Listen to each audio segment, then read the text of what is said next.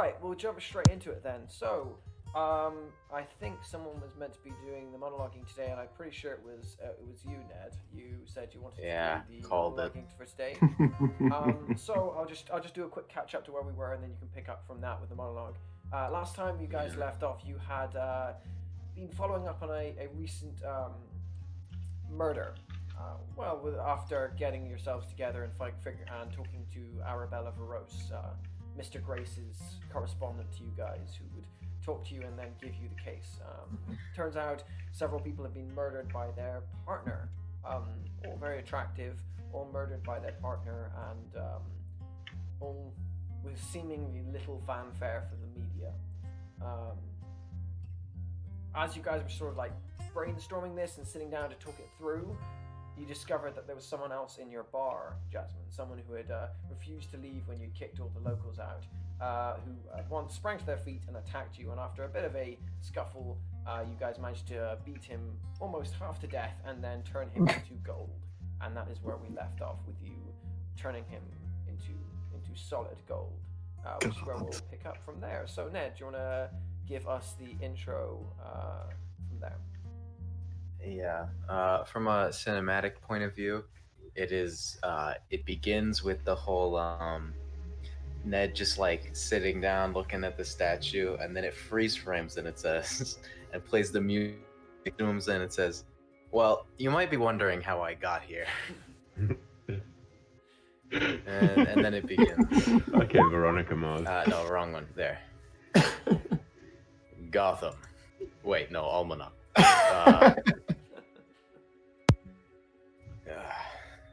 In this crummy rundown bar that I showed up to, trouble has seemed to follow me again. We were just, doing that thing that people do while trying to uncover criminals. And out of nowhere, this guy attacked us. This has been a very odd first day on the job, I must say. I really, really hope this works, or everyone's gonna be mad at me. I can't, and really, I just cannot deal with another scandal right now. As this whole inner monologue is going, with Dante grabbing you by the shirt, pointing at you, sort of wordlessly shouting as everyone's sort of grabbing their hair and wordlessly pointing you down on the ground, sound kicks in all at once, and you guys begin to finish the shouting off where we left off. What are you guys doing? Okay. Ned just starts off and is just like, he's like, you cut in and it's just like him like trying to wrap the statue in some kind of like, is there like a curtain or something? Yeah, there was a piece of cloth hanging over the back of Jasmine's whiteboard. And you're just wrapping the statue in that. Yeah. Okay. As you pull that off of the whiteboard, I don't know if you catch a glance of it, but I'd say you catch a quick glance of some details relating to Jasmine's mother's disappearance. But I don't know if you take the time to actually look at them. I do not, but if someone else looks, they will see something. No. Mm-hmm. No. All right. Okay. So if anyone is just glancing at, they just see scribbles and lines and various names written up on the board. You guys get the cloth and try to wrap it around this statue guy. I do want to say I want to wrap pretty much only the face and upper body. Okay. I don't want to make it look like a body bag. He's a full person that is in the pose of lunging forwards, knife in hand. Head, by the way, quite clearly caved almost in. There's like a visible dent in his skull as he's sort of lunging forwards, dagger in hand, fully frozen to gold. This horrendous rage on his face. You hope you can't see his lower mouth and nose because it's covered by the strange mask that he has on. But you're pretty convinced that it's open in a snarl. You get your cloth and you're able to wrap it around his head and shoulders, and you now have a golden statue that is lunging forward with a knife that's not looking really angry. If I remember correctly, I think Dante was leaving for his for context. a doctor. Yes. So Dante, almost in the doors, would say, "I need a ride, preferably before this wound dries up." I'll take it. Yeah, I'm going to take a moment, but I need to clean this place up. I can't leave it in this state. Let's go then. Get this man a doctor. Yep. Alright. Elizabeth will stand up. Just to approximate, Ned tries to kind of lift up the statue. How much does this thing weigh? Okay. So I had some thinking about this. I tried to Google it, and there is actually a thing on how it's approximately, I think it was 2 tons. Human made out of gold, a human body made out of gold would be. You reach down, and you're not the strongest and most muscular of people, Ned. You bend down, wrap your arms around this thing, and try to and strain. If you want, you can give me a. This is a tough one. Go toe to toe. Is it go toe to toe? Go toe to toe with the Oh, you're gonna fucking beat texture, it. Ned. I'll take a risk with your spinal cord. Fellas, I'm just testing the weight. I am not attempting to lift this thing up. Okay, Bro. I'm gonna. if you're not gonna attempt to actually lift it, it's way too heavy for you. Okay. Way too heavy. I bet Pedro can lift it. Dude, Pedro's built. Okay, Cuts to Pedro Before- in his limo just with the music playing. Making my way downtown. Before Dante and Elizabeth leave, she'll turn around and watch like Ned trying or like kind of feeling the statue and be like, you know what? Maybe you should just sit down and not touch anything, okay? Before something else or someone else turns into gold, all right? So you cannot cause any more danger. We'll be gone for I a wouldn't bit. even assume that that's gold. For all we know, that's zirconium. Is there a difference? Not that I Sits care. down. Jasmine says as she very shakily drinks a cappuccino. Ned is sits on the statue that is like lying down in the thinker position, just like really just has no idea what to do right now. Okay, let's fucking go. Okay. About time. So Ned, Isadora, and Jasmine are staying in the bar, whilst Dante and Elizabeth are going out to find a doctor. Yep. How are you finding a doctor? Do you know a doctor, or what are you? That's it. Let's use a flashback. Okay. Ooh. Flashback. What's flashback? That's First flashback. Yeah. Flashback. So, this is going to be event from Dante's backstory.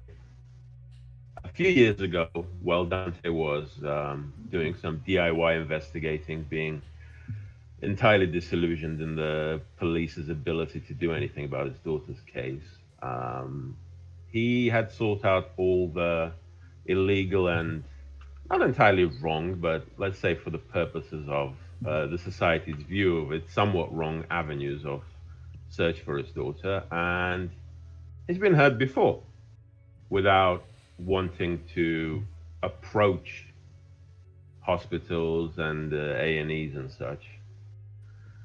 So he does know from his past an underground doctor named Celia, who... Can you post the name, please? Sure. Doesn't know the surname. Just Celia. Doesn't know much about her life. Just knows that she works to patch up some wrong-uns, and he arguably is one, can pretend to be one. So he gives Elizabeth the address of the underground clinic so we can get there. Okay. And yeah. Right. As you guys are doing that, what are the people in the bar doing? As you're sort of giving the details. This, there? just to this nets me 1 juice, right? Yes. That's your choice. Yeah, And that's okay. your juice. Well, Jasmine is trying to get her head straight as she drinks a cappuccino, trying to make sense of what just happened. But as soon as she's physically capable of doing so, she's gonna get up, get her mop, and get rid of all the blood Yeah. You start to clear up most. There's not actually a huge amount of blood. Dante didn't seem to bleed much when he was stabbed, and the man whose head caved in, there was a large amount of blood around him, but there wasn't enough time for it to actually spread before he was turned to gold. So Ooh. there's actually not as much blood as you think. Well, and I'm going to get a little some kit out of the a back room to fix up the scratches that he made on the counter on the bar. I mean, Okay. I believe he was scratching something into it, right? Yes. You do actually. Yeah. Do you go over to see what he's wrote? There? Yes. Okay. Yeah. You go over and you see it's scratched into the wood. Very erratic. It takes you a second. You have to dust it off and really look at it because the writing is so jagged and so erratic that it's very hard to tell what the words actually are. But it seems to have been slightly more elegant than the person was capable of. It says, "Cease your investigation. Mr. Grace is not the only one to fear." All right. Before I'm gonna seal that up, Jasmine's gonna take out a piece of paper and a pencil, put it over there, scratch onto it to make a copy of it, and then she's gonna seal it up because she can't have that in the bar. Okay. What are the others? Is anyone else who's staying doing anything at this time? Or? Ned has an idea. He looks at the door and he's like, "You, boy, let's play a game." Isadora. That's not threatening at all. No, he has an idea of how the powers, like, he thinks, he has like a theory on what he is. Okay. Isadora. Can you hear me, by the way? Yes. Yeah. Mm-hmm. Okay, this is a new mic, so I'm kind of checking it all. Do you up the volume a little bit? I think so. No. Not You can in sure. Discord. I am talking pretty quiet. I could. Hold on. Yeah. All right. Okay. So okay. Isadora, calmly sipping of his weird milkshake comprised of cherry, passiflora ice cream, and vodka. Milkshake margarita. Smiles to Ned, and I think nods calmly. The game is called "Can You Help Me Lift the Statue?" Right. Whilst you guys are planning that, across the town, as you guys, Elizabeth and Dante, are driving in the car, are you talking about anything you drive, or are you just driving? Yeah, I suppose. Oh, you will? Because I think Elizabeth is a kind of person in the car who is not going to say anything, but like I'm talking like a glance and like, okay, yeah. I think Dante's just like looking out the window at the things passing their vision by and just going, "So what's your take on all this crowd?" You'll have to be more specific than all this. Well, I mean, that man just turned another man into a golden statue. The other day I thought I was maybe having hallucinations, but right now I'm not sure what's happening.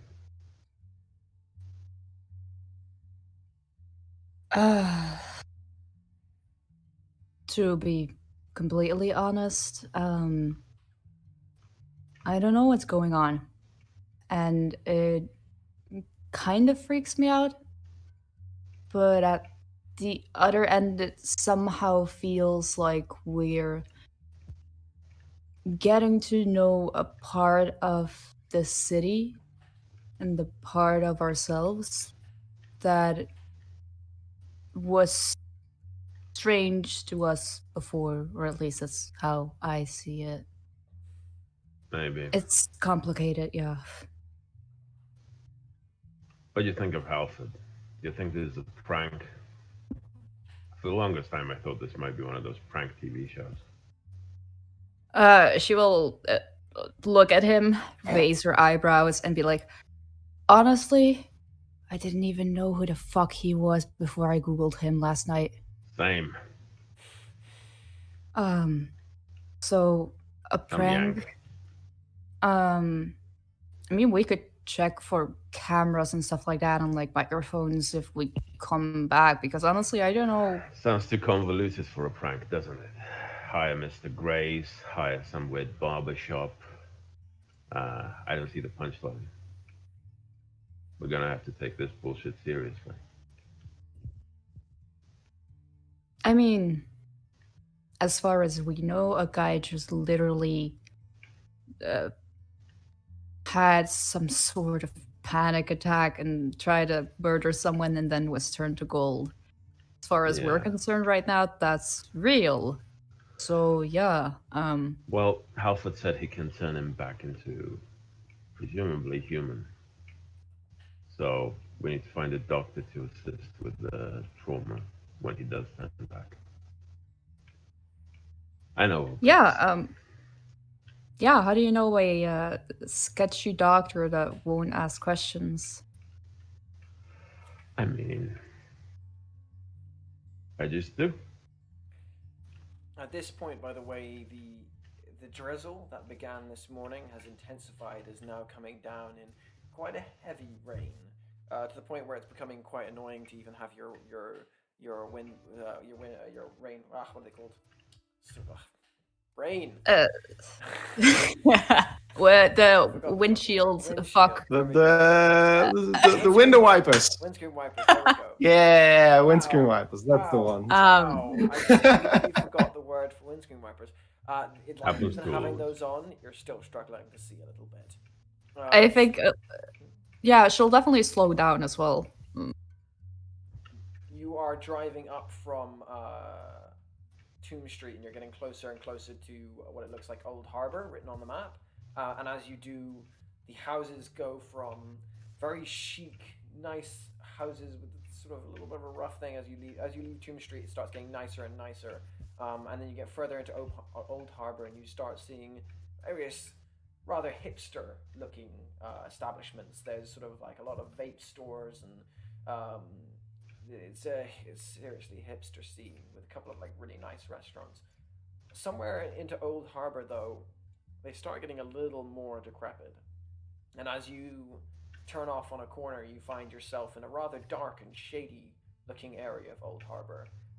Dante, this is where your associate is. Associate might be a bit strong. We met once.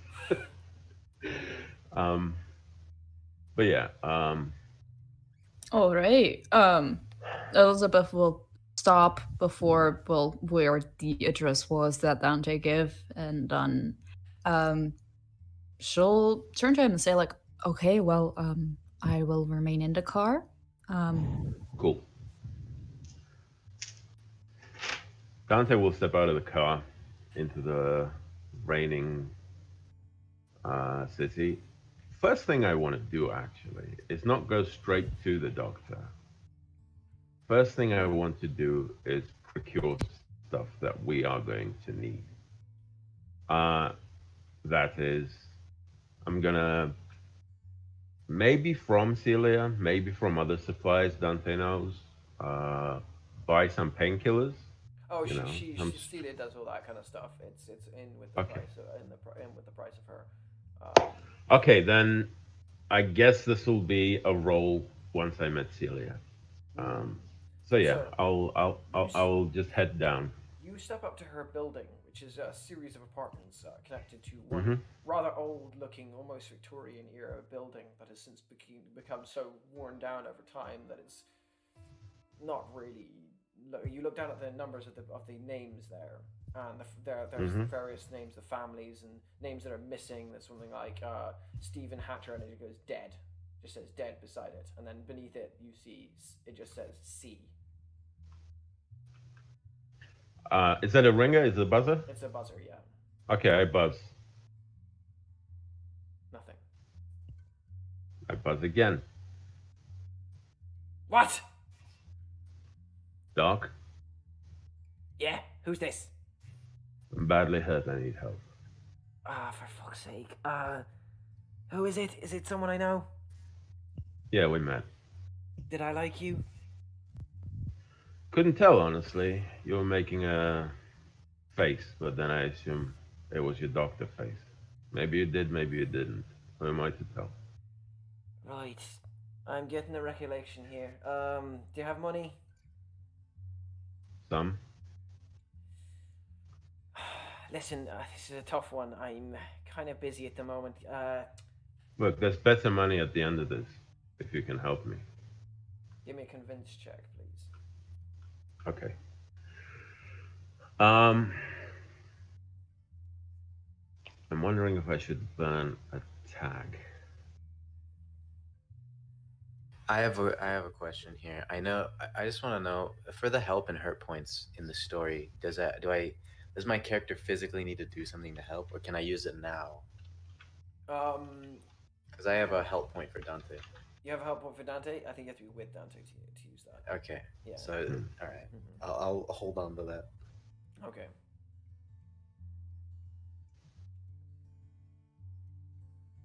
Okay, you know what? Convinced. I'll use. I'm gonna have to use this theme for 2 roles, but I'll use knows the city's underworld. I'm passing for a wrong'un. Yeah. To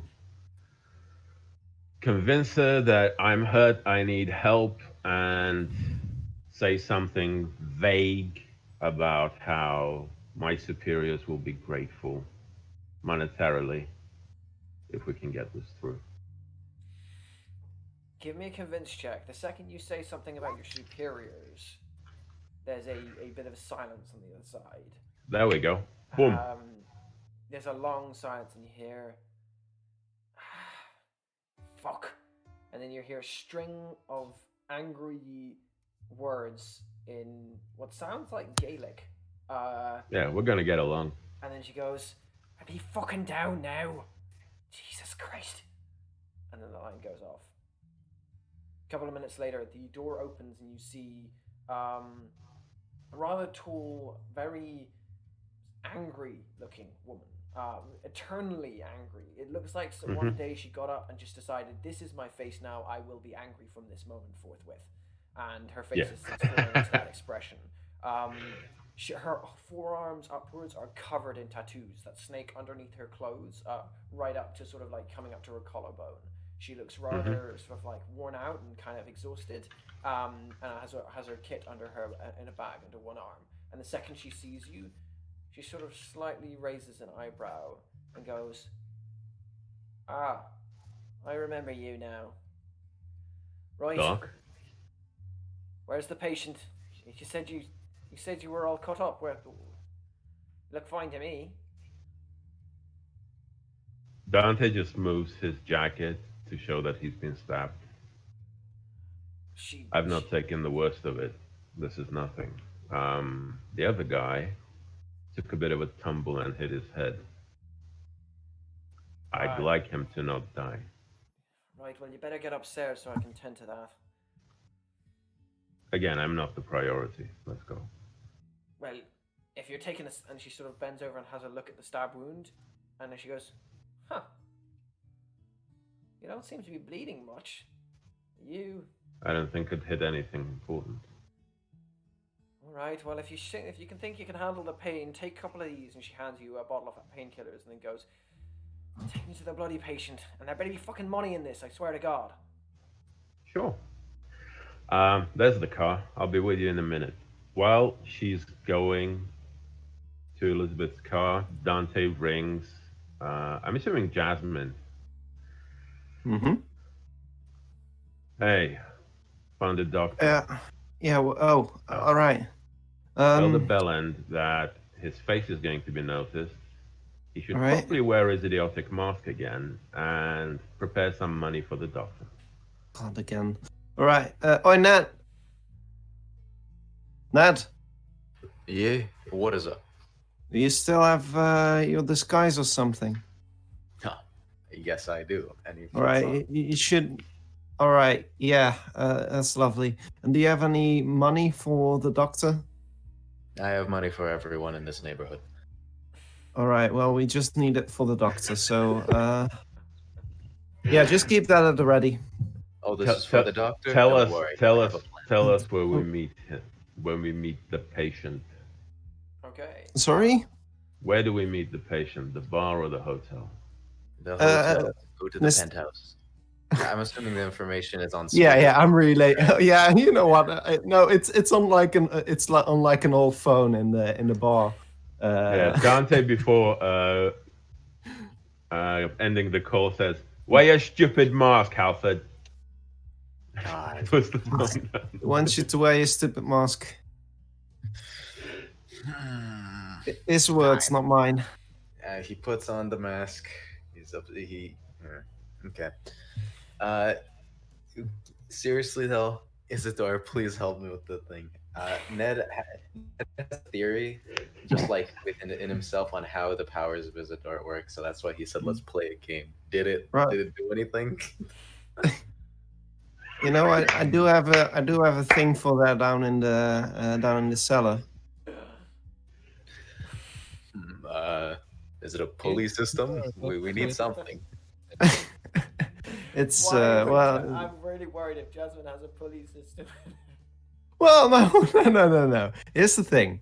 I'm not sure about the English word since it's not my native language, but it's like, you know how when you get like large crates of stuff, you've got like one of these carts that you roll over the ground. You put something on it, you lift it a bit. She's got one of those in the cellar. And there's down in the cellar, there's a small elevator that leads to the back alley where she gets like her drinks and stuff, so she can put it in the cellar. Yeah, that makes complete sense. So while Sire gets into the car and Dante and Elizabeth are driving back, meanwhile back in the bar, you guys are doing this. Isadora and Ned. How are you going to try and move the body? Are you going to try and lift it? There's a very okay. So explain again. Your plan is to go through the back elevator, right? No, I mean she's gonna go down in the cellar, get the cart, go up the elevator so she can ride it in through the back door. What?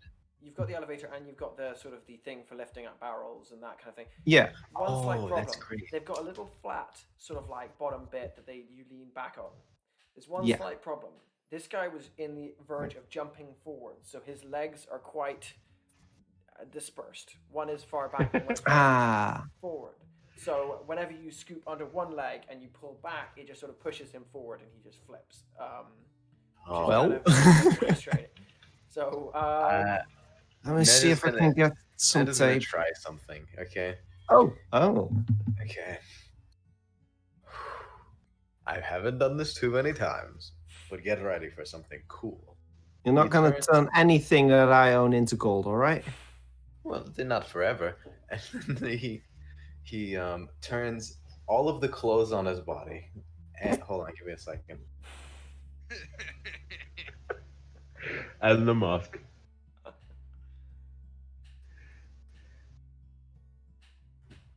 Okay, very sorry for the inconvenience. He turns all of the clothes on his body and all of his skin, hair, all of it. He looks pretty much exactly like the statue, but he keeps moving. I'm doing the self-affecting ability, and the goal here, even for a tiny bit, if this hat works, I want to do the power tag strongest in a palace throne, or like if he's surrounded by wealth, then he can, like, it won't be a lot, but it'll be enough to be like, more. It's with all you three. So you watch as Ned does this, touching his fingertips together as the gold spreads out from his fingertips, curving over his body, over his fine clothes, as he begins to turn the color of gold, glittering slightly.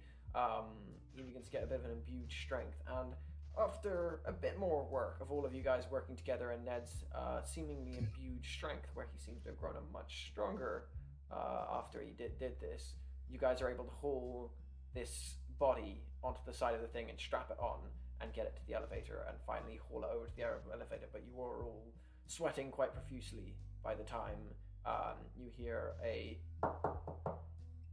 Sir? Hello, sir?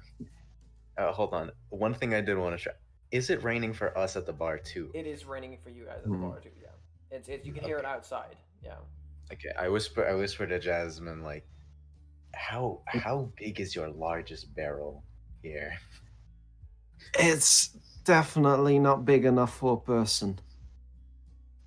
Okay, never mind.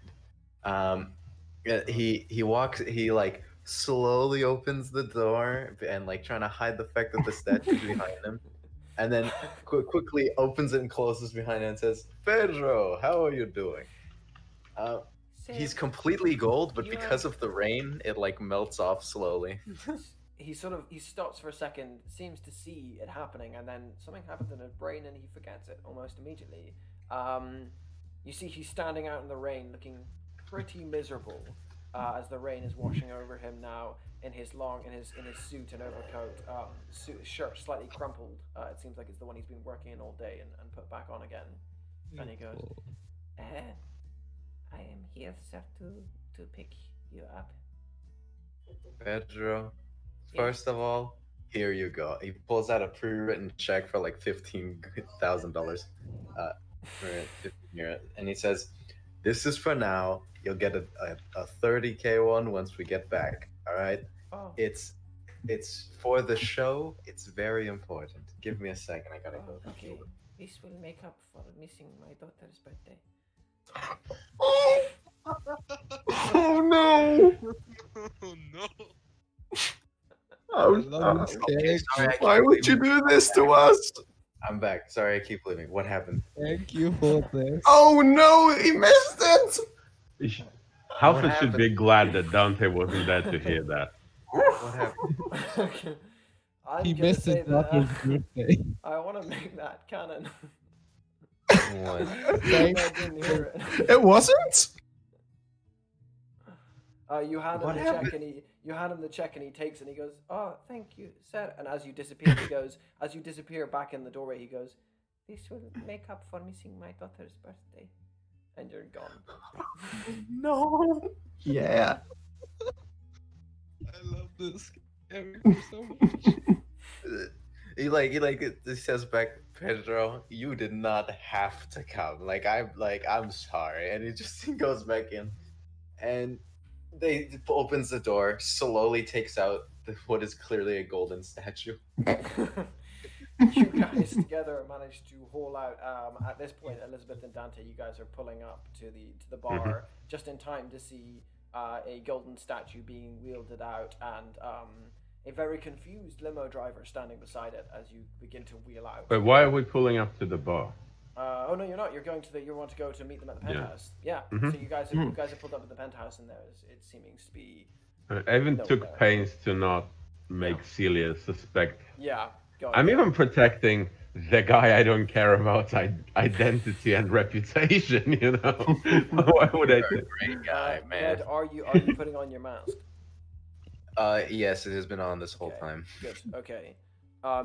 You guys get into the thing, and after how are you getting the body into the car, by the way?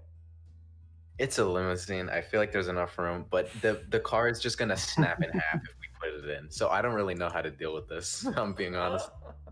Me neither. Wait. Okay, I have a little bit of a plan. He opens the truck, not the truck, the trunk of the car. It has a like some steel wire and rope just like in the back because sometimes there's extra luggage.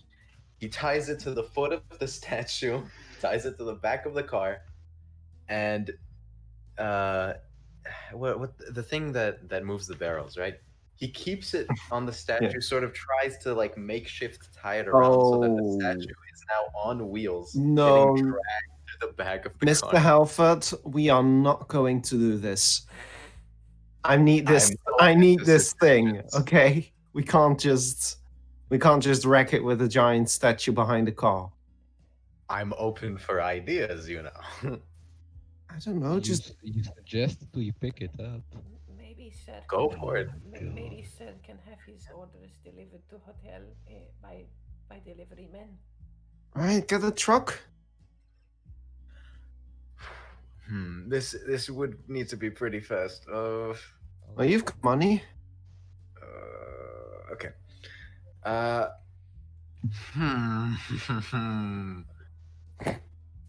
You two meet me at the hotel.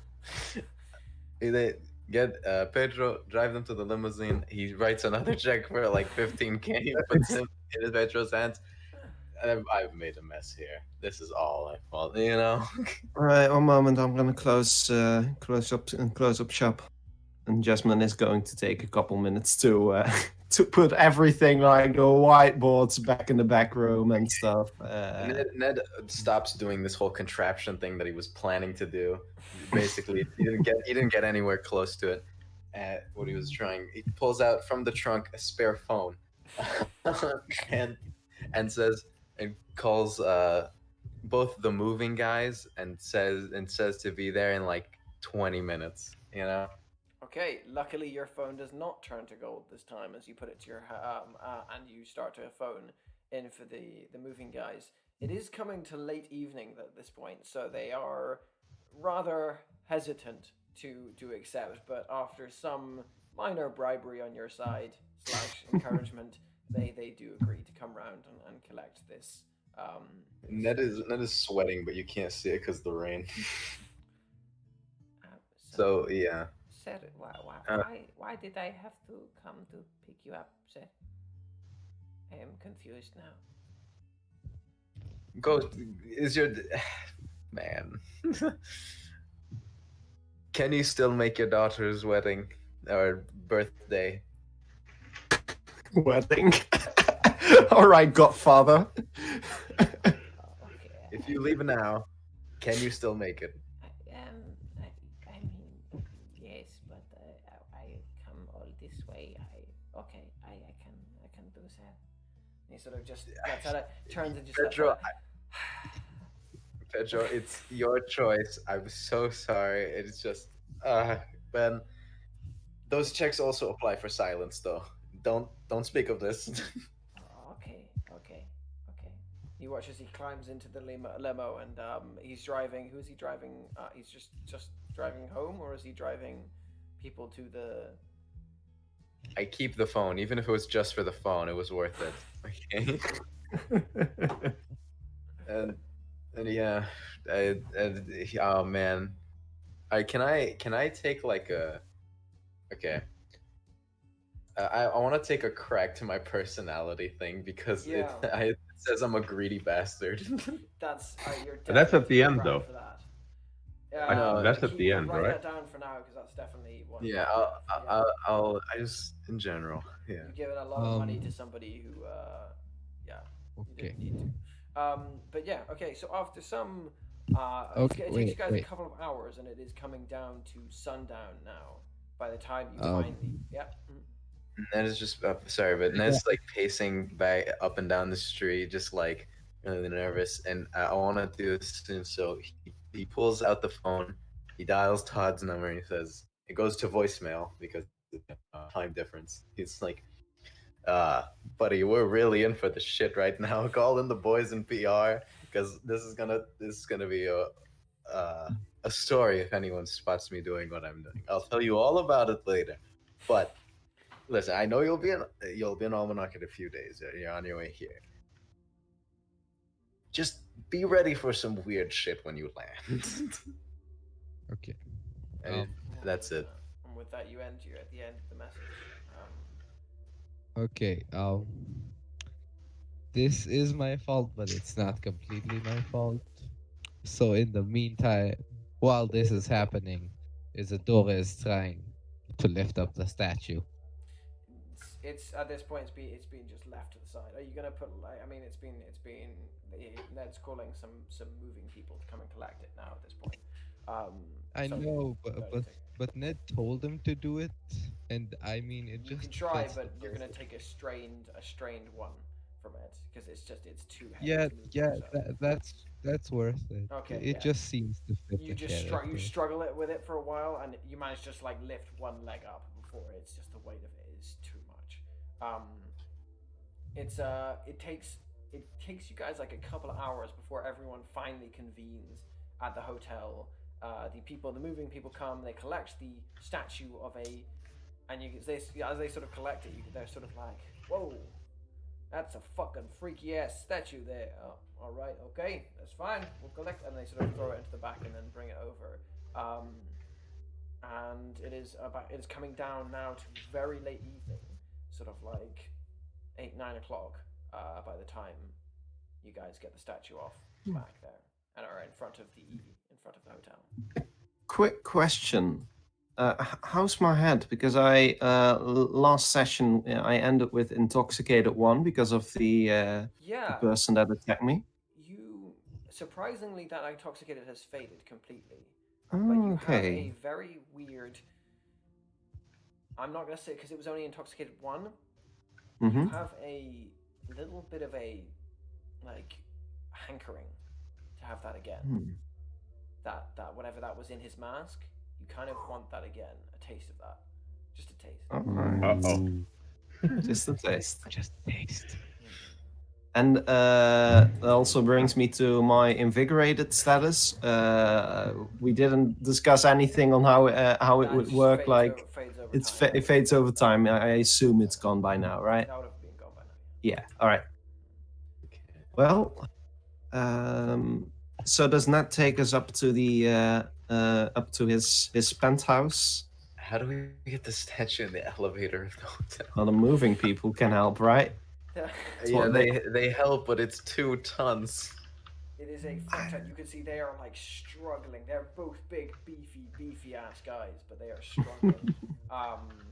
It takes a couple of hotel staff, a very disapproving manager, and you finally manage to get it into the elevator, but it has to go up on its own. Down the stairs. I would like to make a convince roll to just be like, I'm very sorry. It was a last minute impulse buy. It's for the new show that I'm doing. I can't say anything. I understand. But don't. I understand, Master Halford. I'm just saying the aesthetic is not very keeping with the hotel. I just want to ensure that you do bring this with you when you leave. Oh, don't worry. I will. It will be gone before you know it. Don't worry. It's just for a few photo shoots in the room. Don't whatever. Do I have to make a roll for this or no? Give me a convince. They seem it's gonna. I would give that they're already ingratiated into you, so you're gonna have a +3 to this roll. Oh, you are the cash cow right now to this. Yeah. I wanna add the power anywhere you want. I wanna put up the power tag of keeping up appearances. Yep, you can definitely do that. And this is also a slight convince to get them to keep this quiet as well. Yeah. So if it's for that, I'm just gonna add everything I can here. Yeah. Keeping up appearances, a lavish lifestyle. Can I add celebrity to this or not? No, that would work in the ad. Celebrity not mean eccentric.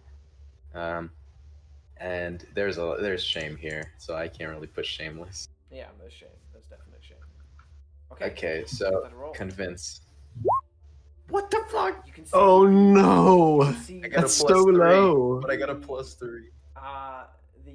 You've got another +3. It's meant to be. Why is your power? Another +3. It's another +3 because he's. Oh yeah, I forgot to add that. My bad. 4, 5, 6, 7. So it is a pass. Oh, that's 7. Oh. It is a pass, but you can see he's got this eat shit smile on his face as he's like, wonderful, sir. It's absolutely wonderful. Can I say that we are so thankful to have you here to stay with us? And you can see behind the smile, there's just fuck you.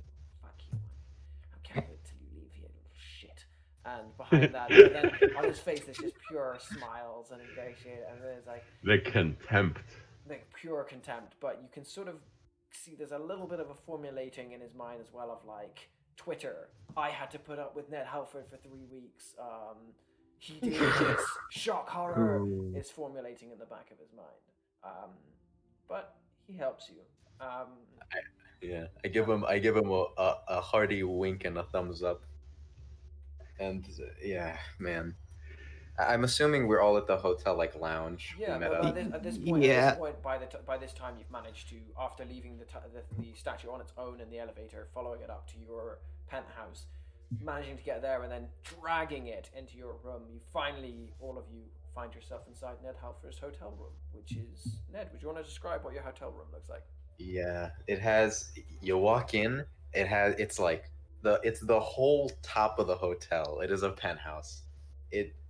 Like half of it is just an outside like balcony area, but within it there's like a very large like king size bed and a king size television, and on the balcony is this really large and like very neatly tiled hot tub. It's the room is a mess. There's shit everywhere. A lot of it's like half-eaten food, like clothes tossed everywhere, lights, which some of them are on and some of them are off for some reason, and the hot Ned is everyone's just there, and Ned is like, okay, I'm going to, in the plainest words, just explain how this works. Okay, the only way that I know of to ungold something that I have golded is to completely submerge it in water while I am making physical contact with it, and anywhere from like 15 minutes to an hour, at a certain point, it just snaps back to whatever it was.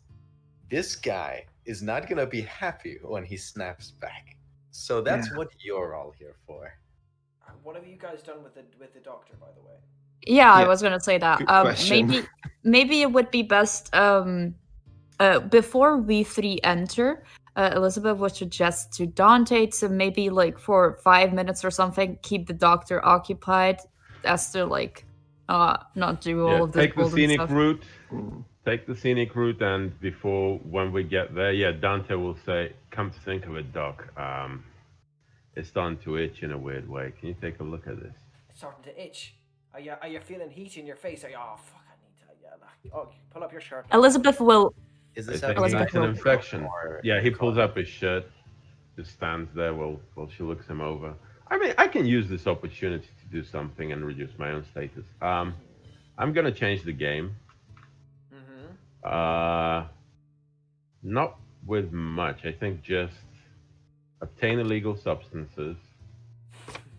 Dante's gonna try to buy more stuff off of Celia this time. Right. Okay. How do you go about phrasing this to her? Oh, it's just it's itching. I think I might need some antibiotics as well. You know, that type of stuff. Like he's pretending like maybe it's infected, maybe it's done to, maybe a rash would appear, maybe it needs sutures, etc. Basically, I'm trying to heal myself with the aid of a doctor and for some drugs. This is kind of in between convince and change the game. I'm going to allow it as to change the game, though, because you have... Because she's already convinced a bit, right? She's already been convinced, so I'm going to allow it as to change the game. Okay. She's sort of like poking around at your wound, and she definitely seems like she's like, there doesn't seem to be anything wrong with you. I mean, there's a fucking wound in you, but I mean, you kind of... She like looks at you. You're kind of fine. Am I? Well, if I have your reassurance that I'm fine. Roll change the game. Yeah. Passing for a wrong end, does that still apply? What do you think? Yeah. Mm-hmm. She works with wrong ends, definitely. 7. Okay. So that brings my juice with her to 3. Yep. I'll use 2 of that to reduce my status. Yep. And apply some sutures and stuff. She applies some Take some painkillers. She applies some stitches, and she gives you several painkillers that are definitely, off the traditional market medication. Great. I have a question. This interaction between Dante and the doctor, did this happen outside the hotel room, or are they like in the car right now? Could we say that it happens like because the whole point of doing this was so that I could also sneak away and go up before them So yeah, This there's happens nothing in the driver's lounge. part when it's or in the the hotel is not going to let you stitch someone. Let's say Oh, okay, Dante never would mind then. let's say Dante would lead her not through the main entrance but back entrance and then ladder the stairwell into the penthouse rather than taking the lift. And that's probably where it happens. Yeah, I'm gonna roll just a D100 to see if a hotel boy walks in on you as it's happening. He does not, so yeah, you're okay. There's no hotel boy walks in on you guys whilst you're stitching away. And Elizabeth, yeah, you head upstairs and you come in just as. What are you guys doing with the body? Right. Okay. I explain. I imagine I explain this as Elizabeth is in the room and the whole process of how it works, and it's just like Ned explains it while everyone's in the room, and he's just like, "Lovely to see you. Let's get started." He's back. Okay, to so smile. Yeah. Well, it's gonna be whoever this person was. He's gonna be even more annoyed when he gets turned back to normal. well, about that, think of it like a coma. You know that you're in it, but you don't really like it. It's like sleep, right? Close your eyes and open them, and that's how it feels to be in there. Can't you just ungold his mouth or something? Just like parts we need, you know, so it doesn't attack us again. Doesn't work like that. I can demonstrate on the whiteboard if you want before. No, it's fine. It's fine. Elizabeth will also turn to Jasmine and be like, "Do you honestly think that after all of this, he has enough self-control to do something like that?" Hey, I don't What is it? know what to think of this man before anymore.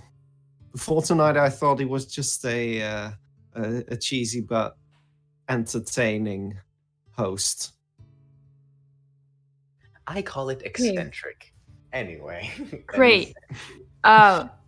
You can decide whatever you want to do. If you want to lift the statue, you can do it by yourself. And it's just standing there, right?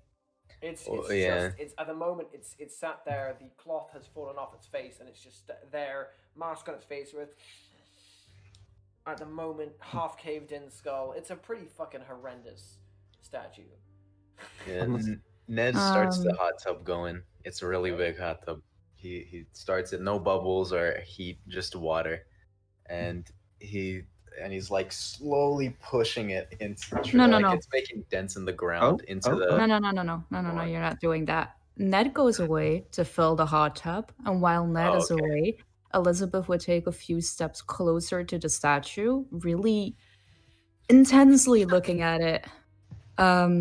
And she will. I'm assuming that the cloth was still like partly on there. She'll like. So the cloth is like trailing off the side of its arm now. You can just see the face with the strange mask that is over its mouth and nose, and the intense, furious eyes that is holding the dagger.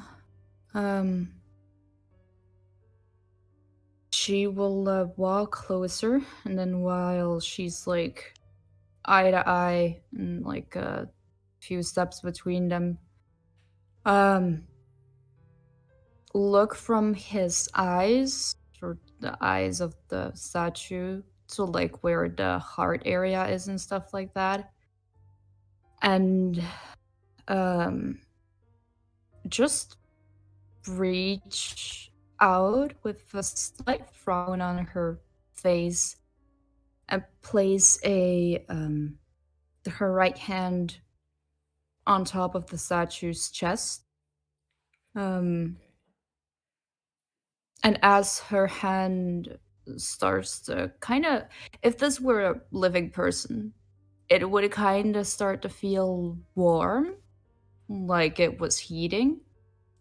And strangely does under the gold. You get a very warm feeling. And she'll try something she's never actively done before. While she normally gets these kinds of thoughts popping into her head without any warning from random people she may not even be looking at, she will try to actively feel whoever this person is underneath the gold. Try to feel what he's hiding. Give me an investigation check, please. Okay. Can I use Yes. art as the window into the soul, because this guy is literally a statue? Nice. A sense for emotions? Yes, I like that one. Yeah, and then just a power tag, the mark of Anubis. Definitely. All right. And then investigate. Okay. The second Oh, you touch nice. him, your hand pressing against his heart, there's a ripple moment as off him slide off several different mirage versions of him, each one slightly different from the other, one more clear. Some of them sort of look like they're fading to the point of they don't exist anymore. Others of them are more clear to the point that they're almost right there in the room with you. The most clear one is of him as he is now, slightly caved in skull, bubbles trailing out of his mouth. The one beside that, that's slightly more real, that's slightly less real than that one, is of him standing, still head caved in a little bit, neck snapped unnaturally to the right. You see other ones trailing off. There's sort of one of him with knife wounds all of his body, but they're slowly getting more and more distant. As you look at him now, you can see one of these versions of him, each of his different deaths. What clues would you like to ask?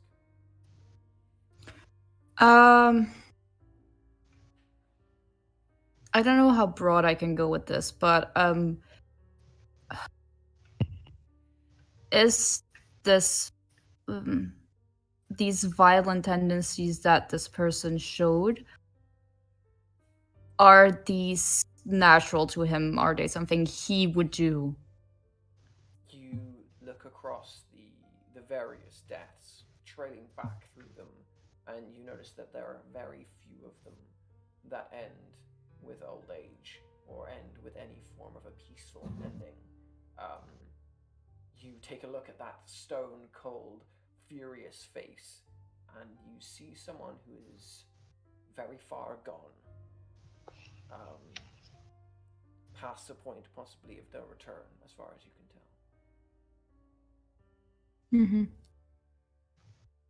tell. Secondly, Oh, but with that, sorry, there's definitely something that has influence on him. There's definitely something that is changing his character. It's just you get the feeling it's too far gone.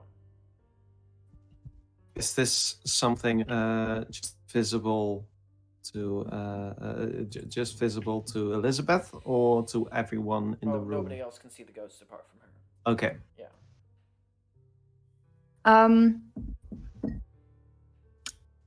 I don't know if this counts as a second question, but the influence on him.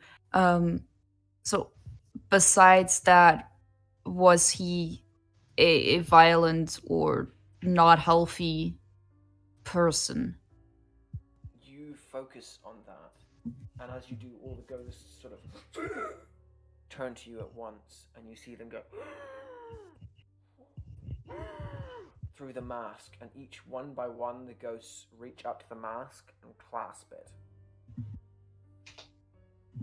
And you feel that there is something that's tying these violent tendencies to whatever is connected to that mask. Okay,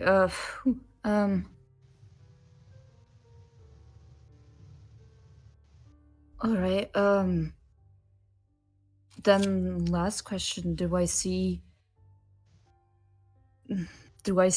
any outcome where this person is without a mask? Because this is a great success, you try to look along the souls.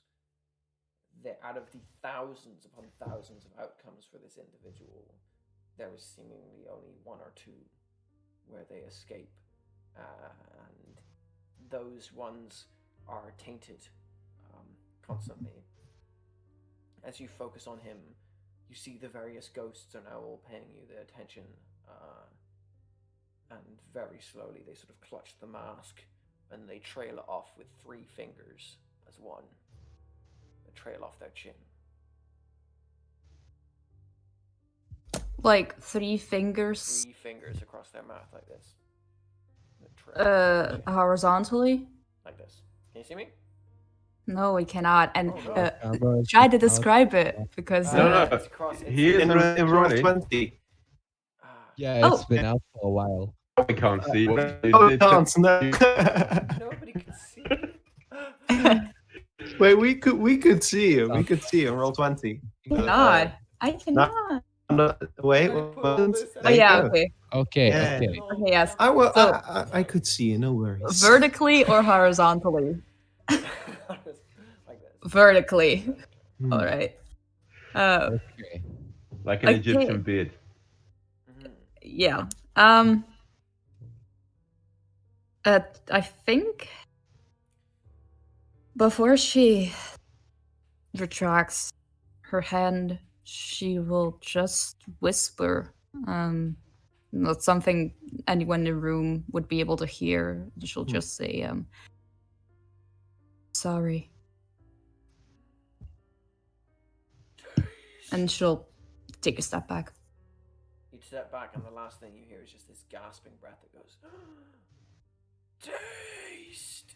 And then they all, all the souls, one by one, slide into one another, until the last one left is the one with bubbles trailing out of its mouth, and then that connects with the statue, and they are gone. I really don't get how you can look at this thing, at that thing for that long. Yeah, art.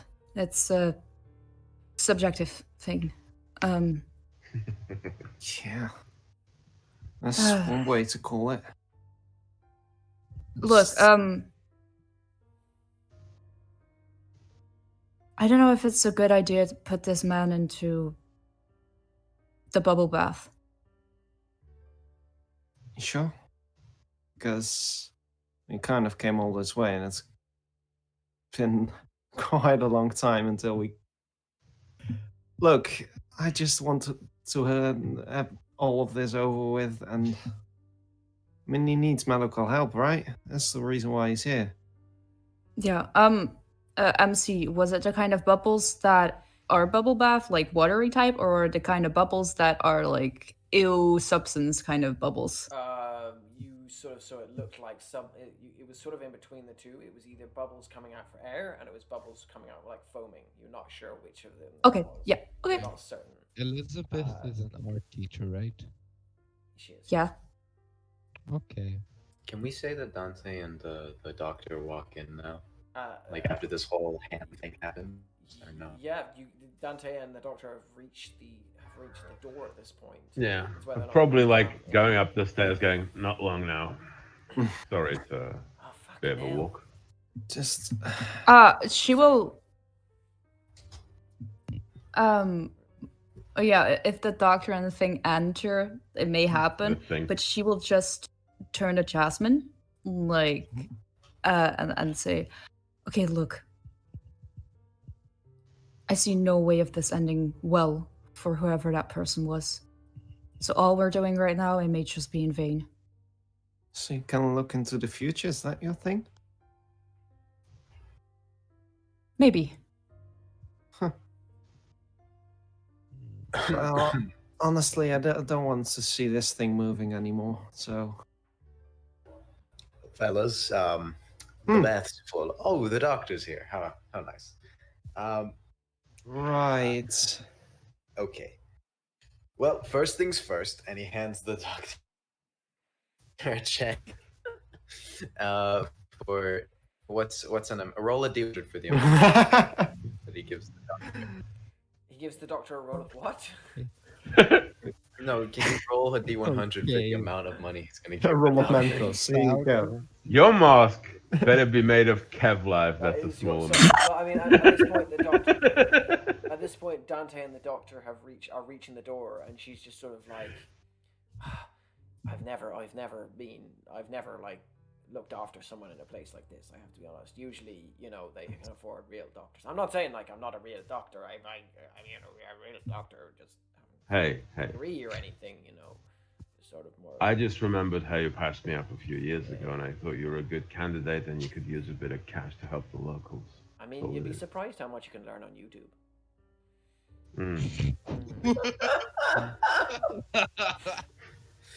Dude. Dante just assumes it's a joke. It is. Ragged She's a little language glint in right her now. eyes. She's. Yeah, I like Celia a lot, by the way. Man. So yeah, Dante knocks the door and just yells, "Is the fuckwit ready?" Look, Ned, See? I don't think you want to do this. You guys Listen. have the statue picture. You have the statue. If you do this, you're gonna end up with a dead body on your hands. And then If I you'll did have to deal with nothing, it. If I did nothing, This I would person have is ended in up with a peace dead right body. now. This person was fucked up in the head. Something is influencing him. At least now he's not able to think. Oh, so we're into eugenics now? No. He Fuck's was dead. sake. Put him in the Listen to fucking me. bubble bath, but if his death comes right now, his death will be on your hands. You listen to me. I have no comeback. And then I put him in. All right. Well, you do whatever. I'm gonna be outside. And Jasmine walks outside into the rain. I would not suggest that. If this guy is angry, we're gonna need that swinging arm. No, I'll just call me when you need me. So you step outside of the room, Jasmine, Yeah. right into the doctor and Dante, who are standing there. Right. Oh no! I'm not walking out of the penthouse. I'm walking onto the balcony. Oh, onto the balcony. Yeah. Yeah. You can step out onto the balcony and into the rain. Yeah. It is pissing down. Is it? Is the balcony lit? Or yeah? It's I'm just gonna look for the light switch in that case. I want to turn that place dark. Meanwhile, the body of gold is positioned right over the bubble bath. Ned, you're behind it, and Isadora as well. As Dante and comes in with the doctor, who goes, "What the fuck? Is this some kind of joke?" Okay. I'm assuming there's more than one room in the penthouse, so we don't immediately come into the You bathroom. come into the hallway, so yeah. Do you want to go? Do you want to like? Yeah. Well, I would assume I want it to be built in a way that like you're not like super close to them, but there is a clear line of sight from the door to the balcony. You know. Yeah. So you can, and since the hot tub's out on the balcony, you can see it. So like, Yeah, there's- Dante will turn to Doctor. Says, "Give me a second to check." Okay. Sure. I mean, it's only someone dying. Pour yourself a drink or something. Okay. Yeah, Dante will get into wherever they are, the bathroom, and say, "Is everything ready? Because the doctor's here." Oh, the doctor's here, and Ned has a wide smile on his face. He pulls out a thing, and I roll that D100, and he says, give her this. At the beginning, I'll double whatever it says on here after the job's done, if he's still alive." And I know that you have this like assumption of me that I am doing this for like a joke. Ain't about Here's you this- right now, mate. Get to work. Okay, fine. He takes an umbrella, right? Opens it up under the rain. He just holds it and waits for the doctor to get here. Waits for the doctor. So you've got the statue at the moment. Yeah, it's like I imagine it to be on the almost on the edge of the hot tub. Like you one little nudge in and it goes into the hot he'll tub. go into the hot tub. So you're gonna push him into the hot tub first, and then call the doctor? No, I'm gonna wait for the doctor to be on standby. So the doctor is waiting in the next room right now because she was told to wait by Dante. So she'll come through whenever you guys shout for her. She's just waiting there. I'm shouting for her now. Hey, doc, Okay. come here. She comes in and sees you guys standing there with the statue over the hot tub, and so stands there for a moment. Goes,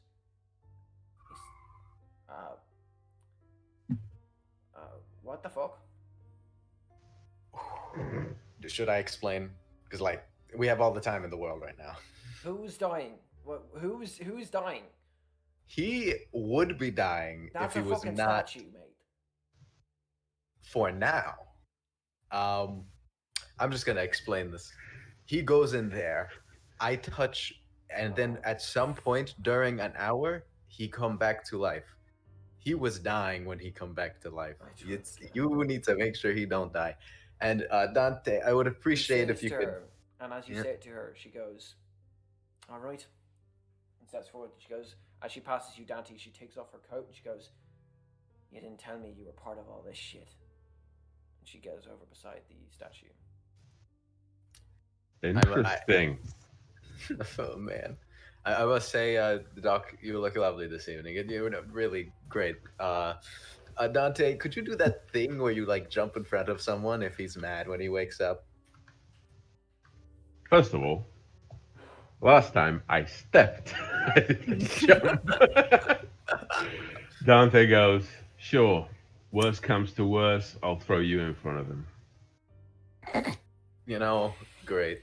Ned has been panicked this whole time, but he does a little nudge to the statue, puts his hand in, and like puts his hand over the like holding the ankle of the statue from where his leg is from the other side. Right. So and you watch the statue topples as you push it. You nudge it. It goes and hits the water with a.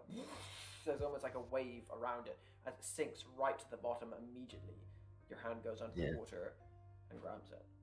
I imagine one hand holding the umbrella over as many people as in the group as it can, and the other hand just down in the water, holding like his foot like this. And Ned's panicked smile has switched to an excited smile. He's wants to know what happens next. Your hand goes into the water and hits the leg, and for a moment, nothing happens. You guys stand. This is gonna take a while. Just to inform you, at the moment the statue topples into the water and Ned pushes his hands into it, Elizabeth leaves the room and goes to wherever Jasmine is. Okay, she steps out. Out on the balcony. Yeah, tapping like a smoke in the rain, the fucking detective thing. What I will say is that I'm imagining that this process will take like an hour, so that like, and it slowly comes off, and then just so boom. You think it will, as your hand is there, touching its leg. There's a long silence where nothing is happening, and the doctor is standing there, and you see she's taken a rather bizarre object out of her pack. Sort of looks like a twisted pen, slightly larger than a pen, but has two little wings coming off the side of it.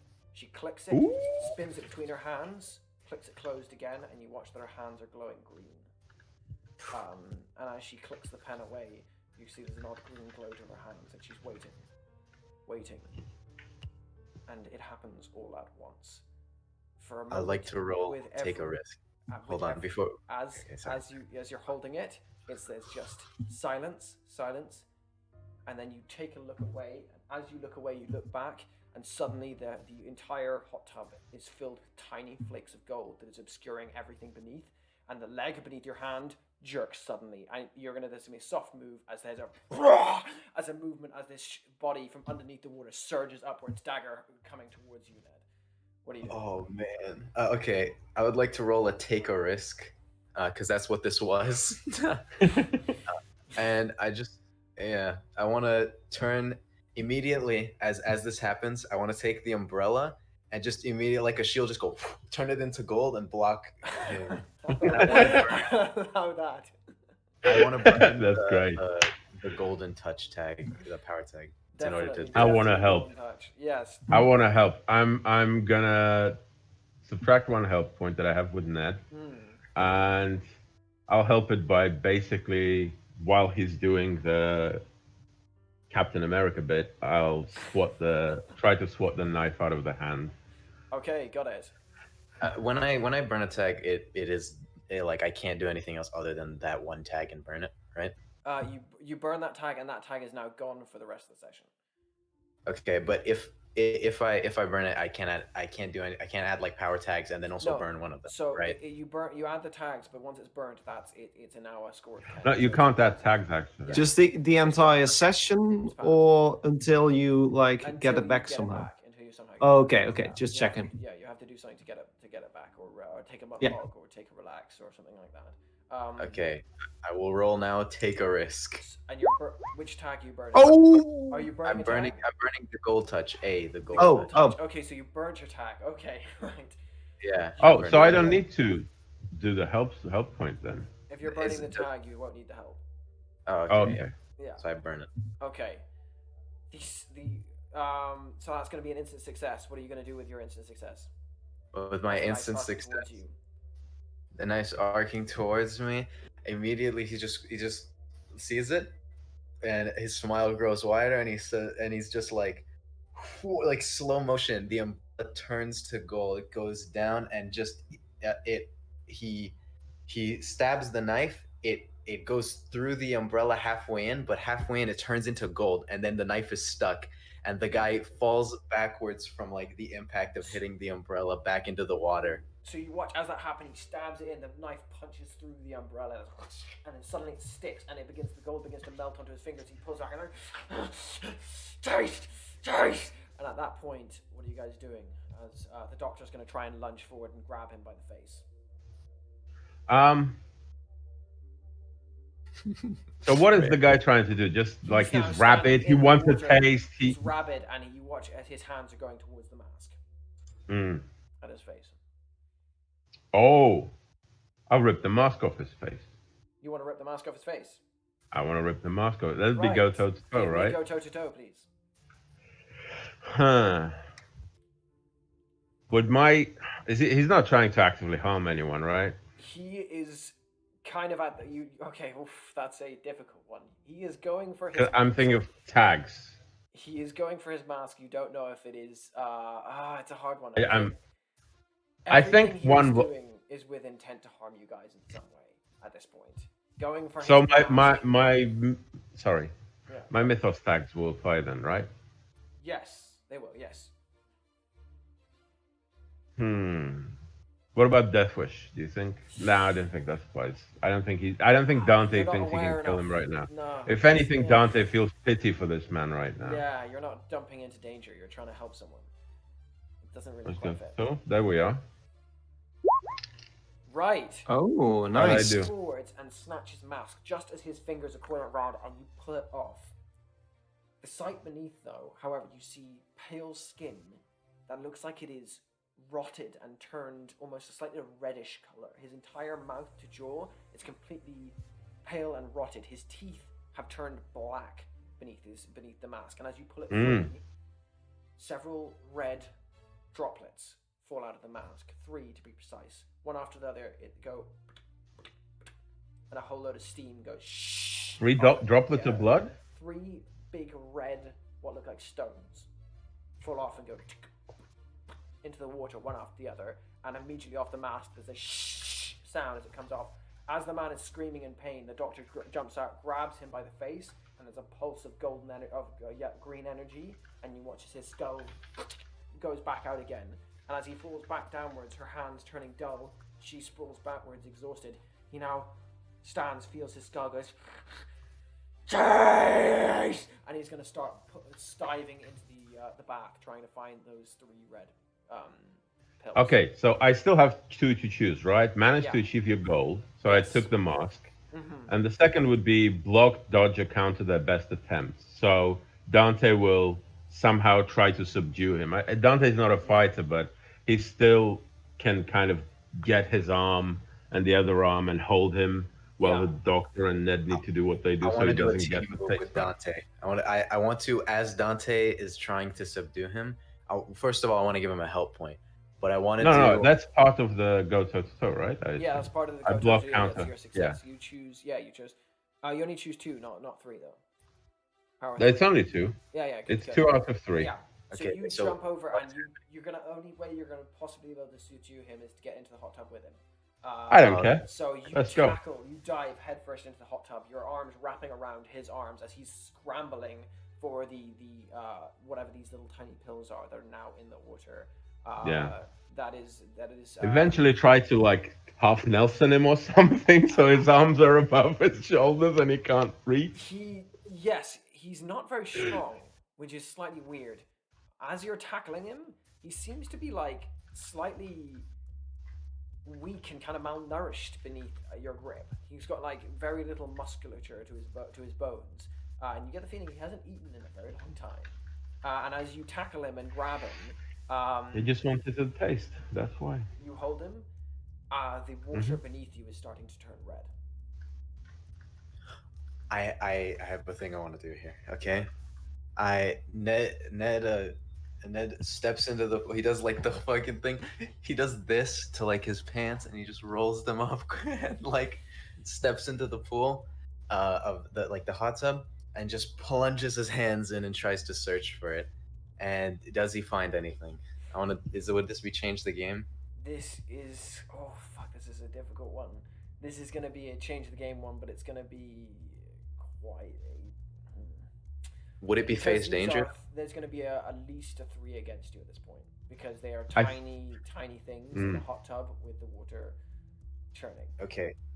Hold on. By the way, the water. At this point, Dante's just yelling, "What's wrong with him, Doc?" She's fallen back and she's going, I don't know, fucking know. He's healed, but oh shit, I've seen this before. And what you have? I say as I'm searching. Right. I need you to do a face danger. I need both you and Dante to do a face danger if you're still in the water. Man. Yeah. Okay.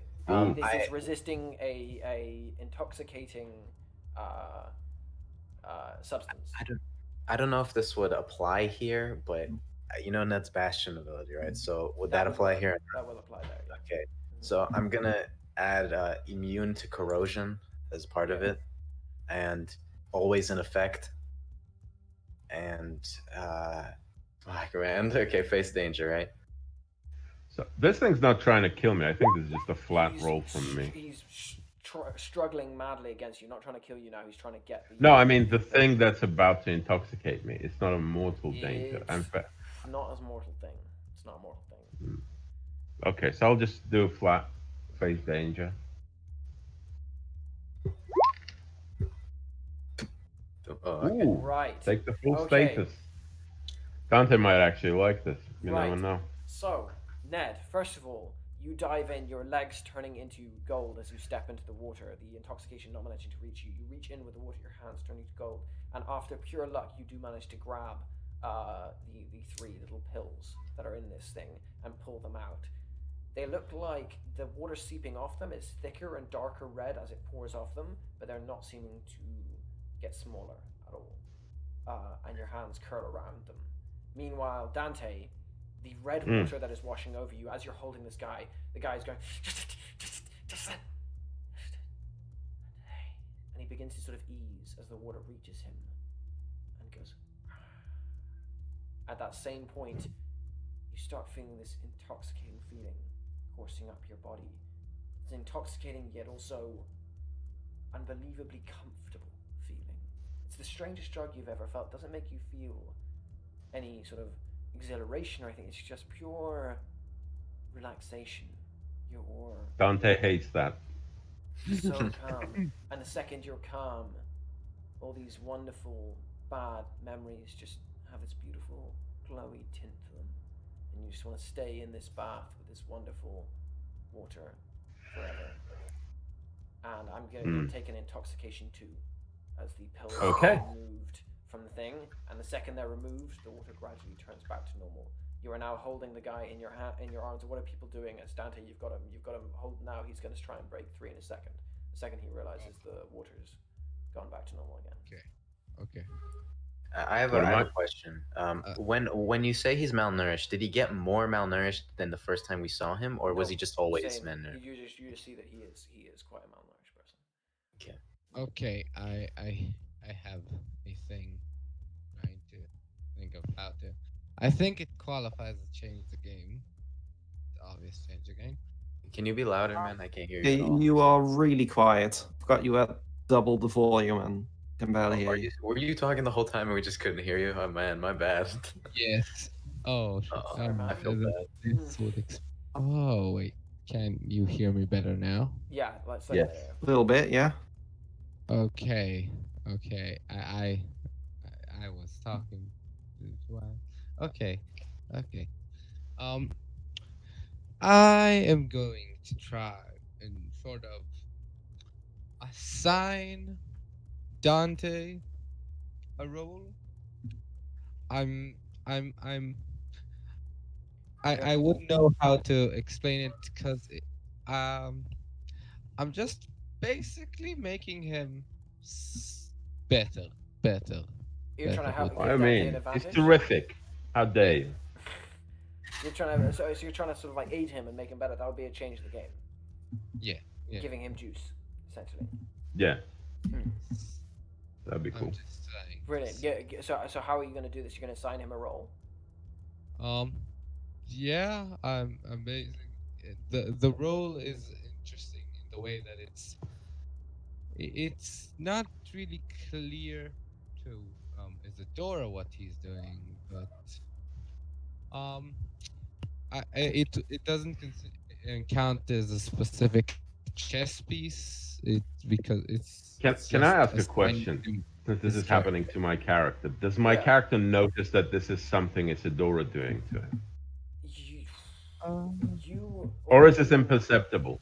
It's kind of imperceptible. It's there. You're in the water. You're tackling this guy. You're holding him, and then suddenly you don't like care anymore. You're happy. Also, is there no way to bump your volume up even a little bit more, Herodine? Because you are still incredibly quiet. I can barely hear you. Every now and then you'll turn your head and we can't hear anything. So that might be it. Yeah. But yeah. This isn't a new mic. I don't. We can hear you right now, but sometimes you'll be talking in the middle of a sentence and then we'll just hear you like this. I just lower the sensitivity of how the voice transfers in Discord. Right. Okay. So it's basically assigning him a character. He notices he's getting stronger. I think I'm just gonna use actions and pawns and giving rolls. Okay. That's it. Give me a roll with that then. So actions and pawns and giving rolls. Like that makes sense. Okay. Change the game there. Still getting used to that. Wait. Oh shit. Nice. Okay. What are you gonna do with that? Just I kind of. You can reduce his intoxication status. I forgot all of the moves I can do with change the game though. Oh, It says it in right there? it says it in roll 20. Yeah. In roll 20. Oh, okay. So I think I'm gonna give him a status. That is basically determined. Determined? Okay. So that's one of your juices used. You've still got another one. But I am going to make this effect. How do I say it? Ongoing. Okay. All right. It's So a pretty strong roll. It's based. Okay, so you focus on Dante, and as you begin to put your intention onto him, and you reach out, and Dante, you begin to feel a layer of determination coming down on you. It's kind of hard to get through the malaise that you're finding yourself in. You're determined, but you're not quite sure what you're determined for. I mean, it doesn't feel like I was slow to action in the first place. But okay, I feel determination to keep holding this man, I'm assuming. Yeah. But the thing is, we still need to subdue him and question him. So Dante will just tell Doc, how do we calm this fucker down? Okay. It's more of a determined to do what you want to do. It's like determined as a human. Oh yeah. No, I get it. Ned's just like keep him there, and he takes off the blazer of the jacket, like, okay. And he takes off the blazer of the jacket, wraps it around his hand that is holding the 3 marbles in it, and turns that. Well, actually, they kind of look more like seeds. Let's see. He takes a quick peek and then pulls it around, and he wants to see if like the guy. Well, first of all, has the guy been like following it like a cat follows a laser when he's moving it around? Yeah. The second those left and he began to be getting like consciousness again, his eyes sort of snapped up and have now focused on where you've got them in your hands, and he's beginning to get his strength back and is straining against Dante. Okay, so I did burn the golden touch tag. Does that mean that I can't do the gold? You cannot use Yeah, golden touch again. Yeah, you cannot use your okay, golden. so Ned feels a bit ill, and he wraps it around his jacket, and does he still act like looking at them or not? He is now physically at this point. He is now straining against Dante, and you can see, despite him being malnourished and rather weak looking, there is a pure sort of ferocious eel-like strength to him as he's tackling and pulling towards you. Elizabeth, Jasmine, you guys can see that now he's up and he is. Oh, we are not here. Oh, you're yeah, but you can hear it. You can hear the chaos going on. Oh, yeah, we can hear it. Yeah, sure. That's just chilling. Whatever. So, what do you think of things going on? It's raining a lot, huh? Just she isn't smoking. She's standing out there. She's turned off the lights. Do you think that's Just looking over the city from the balcony. And when Elizabeth joins, she says, "So how's things going in there?" Elizabeth also doesn't smoke. It brings you closer to death. She joins and she looks at Jasmine and raises her eyebrows and says, "Wouldn't know. I left the moment they pushed him into the tub, which I told them not to do." At this point, you can just hear splash, splash, and splash. So you do not want this person to live, do you? There is... Living is a tricky term to use here, because living is not what the person right now is doing. He's just there. He's existing. He's a shell of a man. I could help him out of his misery. If that's what you would prefer.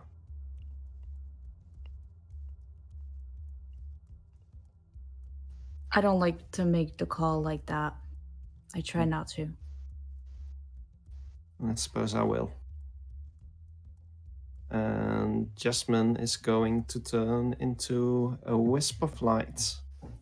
She starts to float around the building towards the bath. It's the hot tub, but it's going to take some time. Okay. At that moment, the guy is straining at Dante and is sort of pulling and wheedling as best he can. It's reaching the Dante, where you can feel like his bones are like about to break as he attempts to pull himself free. Like he will happily dislocate his arm to get out of it. I see. Dante, let him go. I have a plan. And he has the wrapped around thing with the marbles inside, and he stands and holds out his hand like this and says, "Come and get him, big boy. Isadora, get the others right now." And he's just standing there. Ready? Yeah. 3, 2, 1. The smile gets wider every time the number goes down, and on 1, go. I want to make a. Would this be go toe to toe? This is gonna go to toe to toe. My plan is he's gonna. Yeah. My plan is he charges at me, and the fist underneath the thing is pure gold, so he just runs into the fist. Okay, and that's my plan. This is going to be a go toe to toe as he finally. Dante, are you letting him go? Yeah. If I may intervene. Mm-hmm. Yeah. If I may. I'm intoxicated. I don't make the best decisions. This is kind of the moment Jasmine has been waiting for. Since this was all what we just did was going on a couple minutes in the past. Mm-hmm. She has been waiting for the most opportune moment. Definitely. So by the time Dante lets go of this man, a small ball of light floats right in front of the window on the other side as people close enough to the wicked man can hear whispers of just a taste. And I would like to lead this man to his doom. I would like to. Right. Yes, I would like. I think this would be go toe to toe with the goal of him being him walking straight off the building. Okay. Give me a go. Yo, what the fuck? All right, I'm going to use my wisp form. I'm going to use stronger at night, trustworthy appearance. Okay. Lead them to their doom. You will also get addicted. One against you because he's focusing on the pills in right. Ned's hand. And I was also thinking that this is playing into my weakness tag. Easy prey deserve their fate. Yes. So that would also give me a -1, right? That will also give you -1 and put an attention on that weakness. All right. And then here we go. Go toe to toe. Wait, one more. Feed on stressful thoughts. Can I use that as well? Yes. Dude, I'm gonna be honest. This is all happening while Ned is just holding it, just counting down, just being like, "Don't die on me. We got you." And he's just like, "I'm saving this man." Oh man. Well, that is a 12. This is so I'm going I'm going to achieve my goal, and I'm going to block, dodge, or counter their best attempts. Right. The man stops, trailing over. His mouth and jaw, just red and rotten bits of flesh are actually like peeling off now. And as he crawls out of the thing, jumping towards Ned, he stops and goes, and his head cracks to the left as he sees something. He goes, "Taste." And with that, he runs and darts towards you, Jasmine, running as fast as he can, hits the edge of the balcony and leaps, his fingers trailing towards you to grab you. And his fingers trail nothing. And he falls. And it's gone. And Jasmine's gonna float back to a pub. Hey, I know that orb.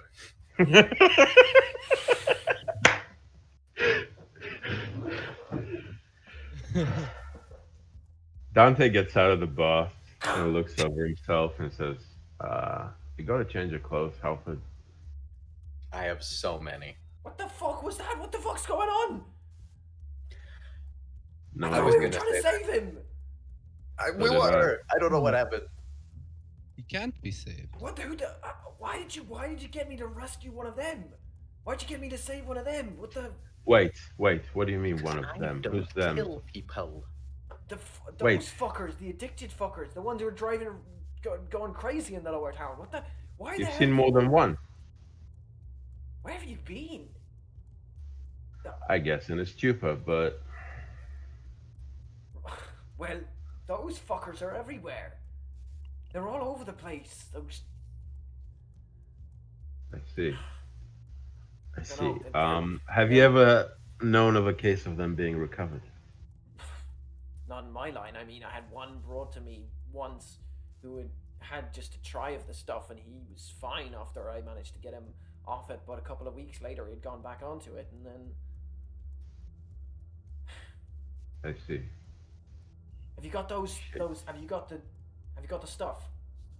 And yeah, Ned is like shell shocked, but yes, he toss it shows over, the toss it over the balcony. Don't touch that shit. He goes to study it. What? Can't we study it? Okay. That's what Dante will say. Dante will say, "Wait, let's keep one." You're scientist. Ned walks to the balcony slowly and looks over the edge. What does he see? You see a long distance and a crushed car, and a body splattered across the car.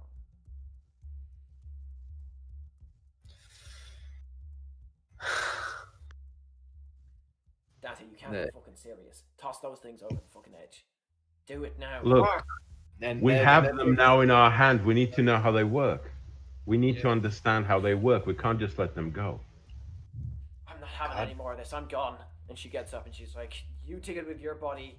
I'll deal with mine." And she picks up her kit. Thanks, Celia. Goodbye. Don't forget the checkmate. And she stops at the end. She stops and then comes back and then points at you, Dante, and she goes, "You take your fucking pills and don't pull those fucking stitches or I'll be after you." And she's gone. Thanks, Doc. It was a pleasure as always. Oh man. Dude, Ned is like just staring over the edge, just like, fuck, and he just takes his like, he takes his foot on the inside of it like it just turns to gold. He stomps the fucking ground. It leaves like a footprint there, and he's just mad. He's like, no, no. So what the fuck happened? Isadora joins him on the balcony, also looking at the body. God. He doesn't seem sad so much as upset. Like, too bad. We could have studied him. God. Wait, did you throw away the seed stones? Whatever. No, they're still in my hand. Okay. They're still in my hand. To probe the wound even further, I think at this point, with the stomp of the foot being like reverberated through the apartment, I think Elizabeth will appear in the doorway, not enter the bathroom and stuff, but appear in the doorway and take a quick look around and then look at Ned and say, "Put him in the hot tub, didn't you?" I put him on the hot tub, not over the balcony. You relax. You put him in the hot tub. What did you do? You were out For there with her. once? I saw the orb. I saw the orb. What did you tell her to do? I don't tell anyone to do anything. No. And then unwraps and shows her the three things. It says, "What are these? Do you know what these are?" You unwrap bits of cloth and reveal 3 glowing red pomegranate seeds. Oh my god. Oh shit. Yes. No, I don't know what those are. They look like pomegranate seeds. Why do you have 3 pomegranate seeds? You would have known if you were here. I'll take one. Dante just takes one off of Ned's palm and puts it in his pocket. Oh. Yeah, Isadora, you get another one. He gives it to Isadora. You guys helped. Unbelievable. If Fucking I hell. find You out thought that we could he could have do that? lived after this, you are gonna be very sorry. Meet you guys tomorrow. I'm done with this fucking clown. Elizabeth leaves. I still need Wait, clothes, wait. Halford. Isadora seems mildly confused. Can you get closer to your mic, perhaps? Yeah. He said Isadora looks mildly confused. Oh. Ned How did you think we could save him? Philosophical Yes. differences, I suppose. We could have saved him. You can. You can't save everyone. You can't not He- try. Where the hell did 20-year-olds with this outlook of life come? I mean, look at me. I should be the hopeless one. You can't save I'm not everyone. hopeless. I just He's just think- smart. I'm not. Dante, without any shame, goes back to the bathroom to just strain his clothes since he's not being provided with any alternative. Okay. You go and you're just straining your clothes over the hot tub for a while. Yeah. By the way, That's- anyone standing at the balcony, you look over, the body's gone. Is the car Guys. still there? The car's still there. The shattered hole the body made in the car is there. That doesn't seem to be anybody. Isadora looks interested. Guys, we can. It's not over yet. Guys, it's not over. What? Still can't save him. I mean, he's not there. Something or something. What? Yeah, well, that's what I was. Yeah, that's how I thought. And CCTV. Does this hotel have CCTV? CCTV. Yes, it does. I do not have access to it. I have tried. Well, you have a winning smile. Go try again. Okay, what time is it approximately? It's now closer to 10 o'clock at this point. Oh, so it's still early. Okay. How long do they keep it for? If they keep it for a day, we can start tomorrow. They keep it for a week usually, but Isadora. you could go talk to them. The hotel staff are open all night. Oh, nice. Yeah, Isadora. What were you saying, Isadora? Sorry. Isadora seems sincere. He's obviously calm, but he seems sincere. He turns to Ned. I don't think you understand. You, yeah, you don't understand. He's gone. He just doesn't seem to really care about that. He just seems very serious. Listen. Is Gone would not have been the correct word for him to use. Can I ask something? After Celia applied her medicine to this addict, did his eyes still stay pure black? Oh yeah. Hmm. The only thing she healed was his body. Even after he spit out the seeds? Yeah. So Dante's eyes did not turn pure black when he was intoxicated, though. No, he just sort of seemed like he was out of it. Yeah, my thoughts were away, focusing on some bad stuff that you're not privy to yet. Ned looks at Isadora and he's just like, there's no point in not trying. Where is the fun in that? Find something else to do. Listen, me and you, we like games, okay? Isadora smiled slightly. Yeah.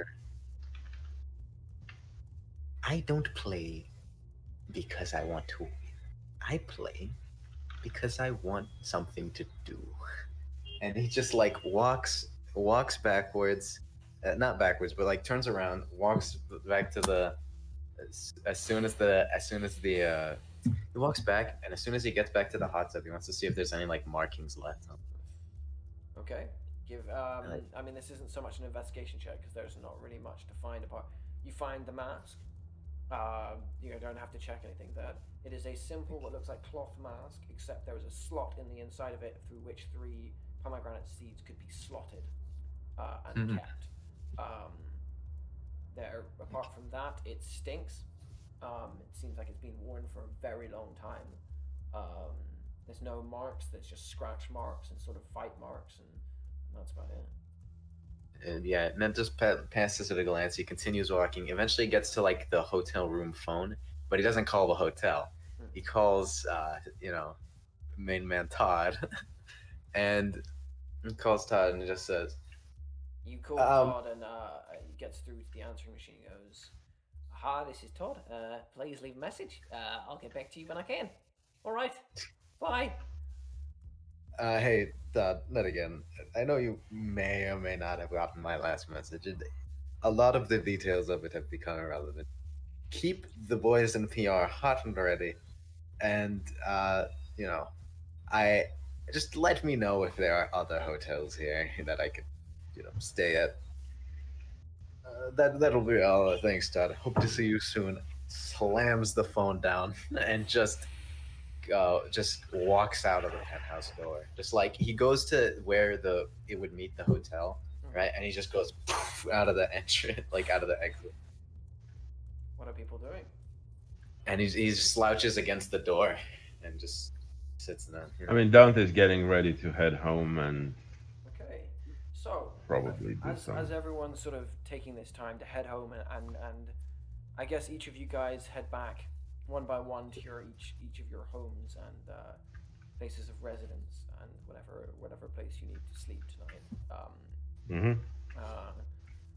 The night passes not much better than the last night.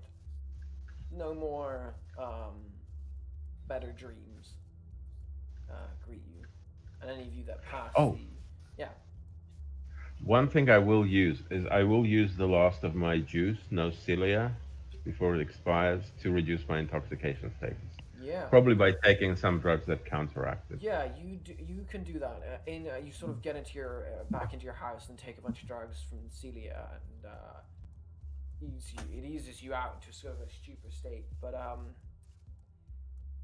the second that taste is gone, you kind of feel like hungry. And your fingers, you find your fingers itching towards your pocket to take out the pomegranate seed, but you're able to pull yourself away. But it's just that niggling. Mm-hmm. That's interesting. Dante will actually take out a notebook. He's starting to keep notes on this addiction. He's interested in what fuels it and how it works. And he'll take notes on everything he's feeling at the moment. The sense of hunger, the pangs. Give me an investigation check, please. Okay. Okay. So, what applies here? Nothing I read. Doesn't miss a detail. Yes, That's that kind will of apply. applies. That will apply. Logical analysis by just calmly That will apply. Calmly thinking about the things that are happening to him. Would you say that certain things reoccur, as in there are patterns of reoccurrence? Or? No Okay. patterns of reoccurrence yet. Well, 2 clues should be kind of enough. You know what? He's also going to try and quantify. He's going to time himself. He's going to time which things happen in which intervals. As in, he's going to time, like, okay, I was in the bathtub at this time. How much has this time passed? I took these, and these drugs. So I am actually going to use mathematics for this. Okay, I am going to. Yeah. Okay, give me an investigation check, please. Oh. 8. 8. Okay.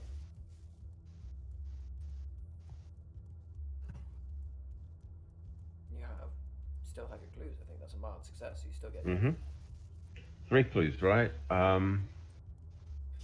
First thing I want to ask is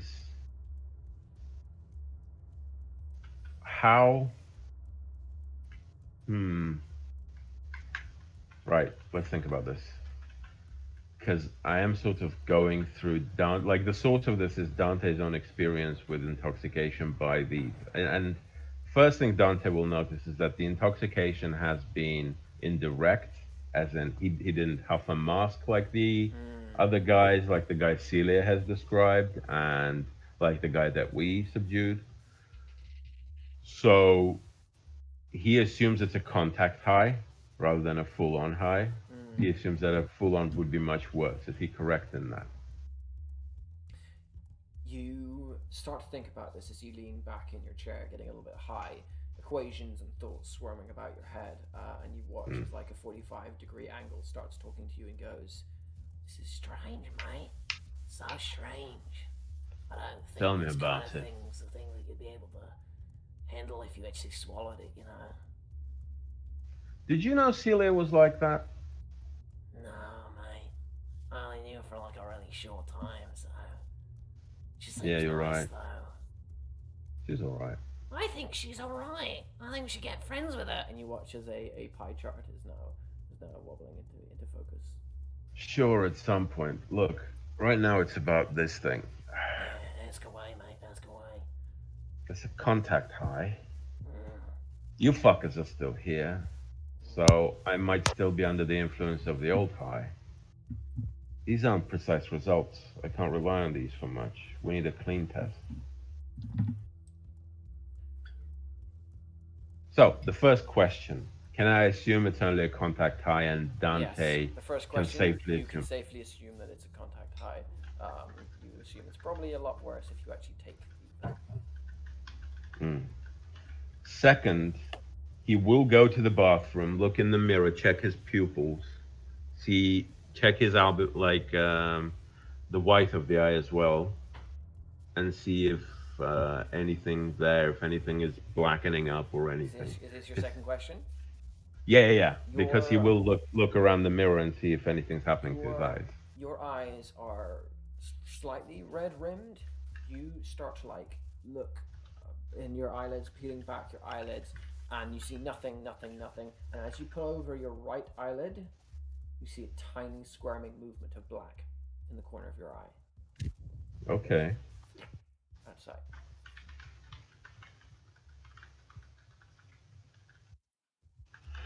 Okay. I'm writing down tiny move. Dante is actually writing down tiny movement of black in right eye, might be a hallucination.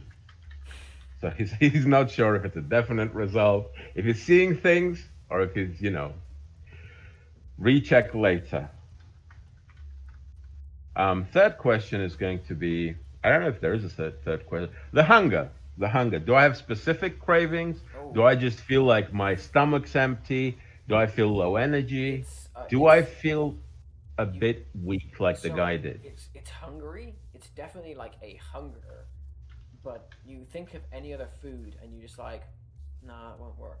It's definitely like you want to fill your Craving food, for but pomegranate. the only thing you want is pomegranate right now. Can't chicken. Ooh, Well, yeah. well, fuck it. Go to the 24/7 store and buy some pomegranate juice. What else You can I start do? drinking it and it's good, but it doesn't fill the gap. It doesn't fill it. It's just not. Bollocks. Yeah.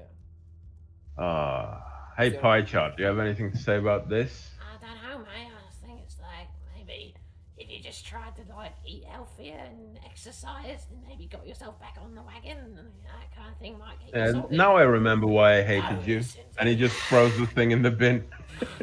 Don't listen to him. He's an idiot. Why would you eat healthy when life's so much fun? Ah, my old friend. Yeah. Let's get fucked up. I think we're already fucked up, Let's mate. I'm keep going it for going. sleep. Yeah, let's keep it going till we're 45 degrees, mate. Completely.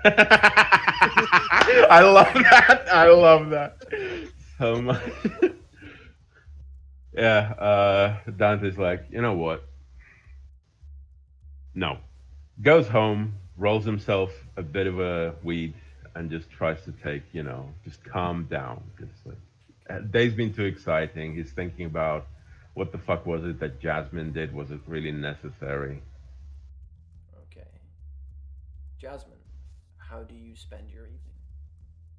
Well, when I first I fly all the way back since I didn't like I took a ride with someone to get to the hotel. So I fly back into the window of my little apartment right above the pub. And as I get there, I do not turn on the lights. I do need to catch my breath for a moment.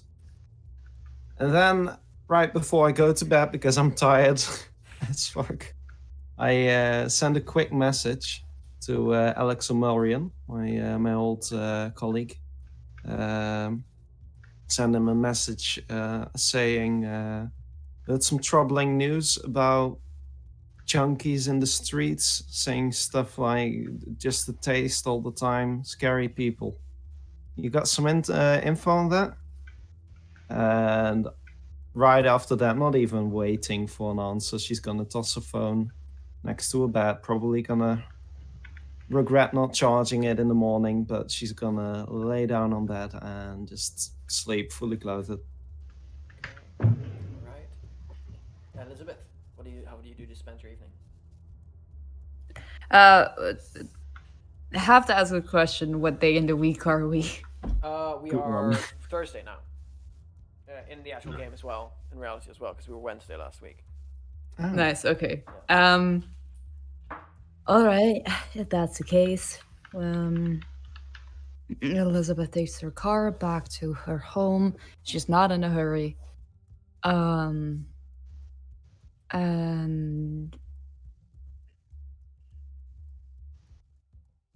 don't blame me for being cliche, but I think she spends the evening sitting before a blank canvas.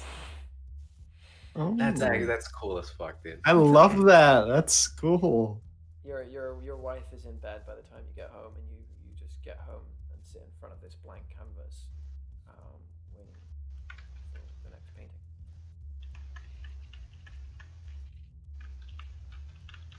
Is that everything?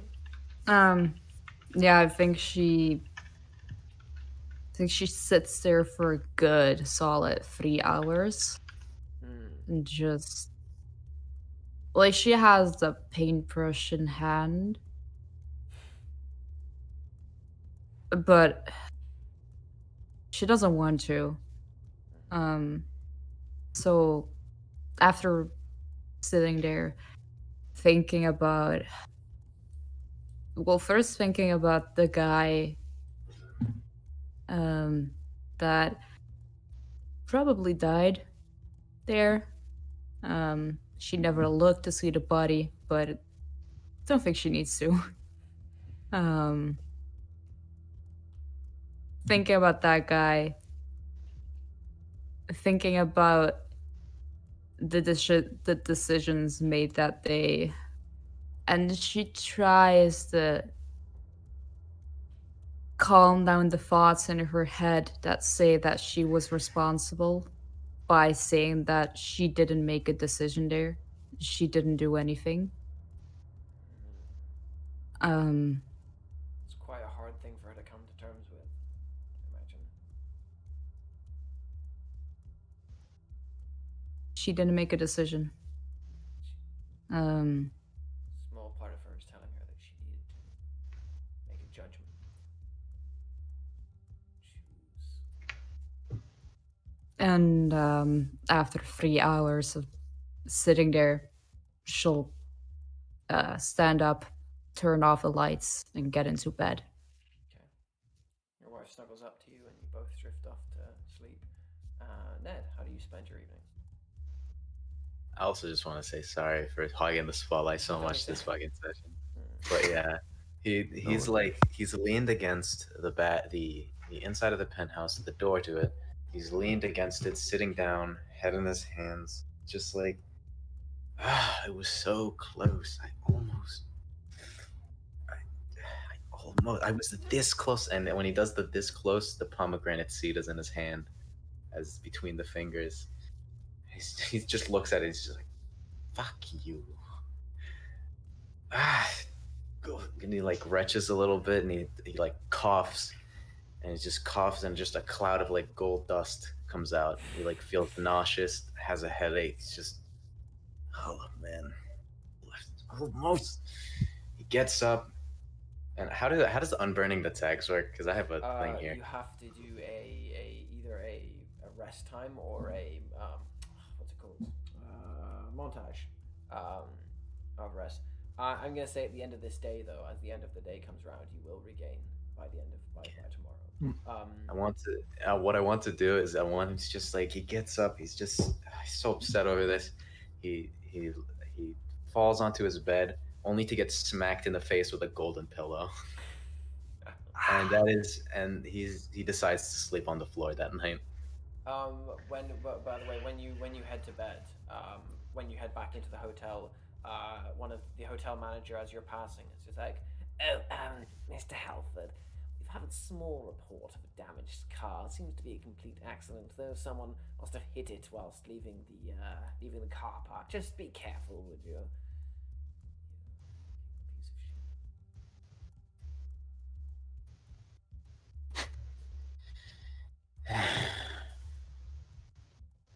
Okay. Well, if there's anything at all you need, please don't hesitate to give us a call. Yes? Same goes for you. Wonderful. He goes back to his work. That's just like mutters to himself to sleep. It's just, I'm so sick of it. I was so close, like almost. He's just like tosses and turns till he falls asleep. But one thing I do want him to do is I want him to take like a very thin piece of paper, a napkin or something, and just like put the pomegranate seed in it, wrap it up, and crumple it into a little ball, and just like put it in his pocket, you know. Okay. And he just goes to sleep. Isadora, how are you spending your evening? Imagine he's still in that apartment. Yeah. He's still just standing in that room. He's just looking hello. at the like, huh, you know? No. Actually, no. What he does, he goes back home.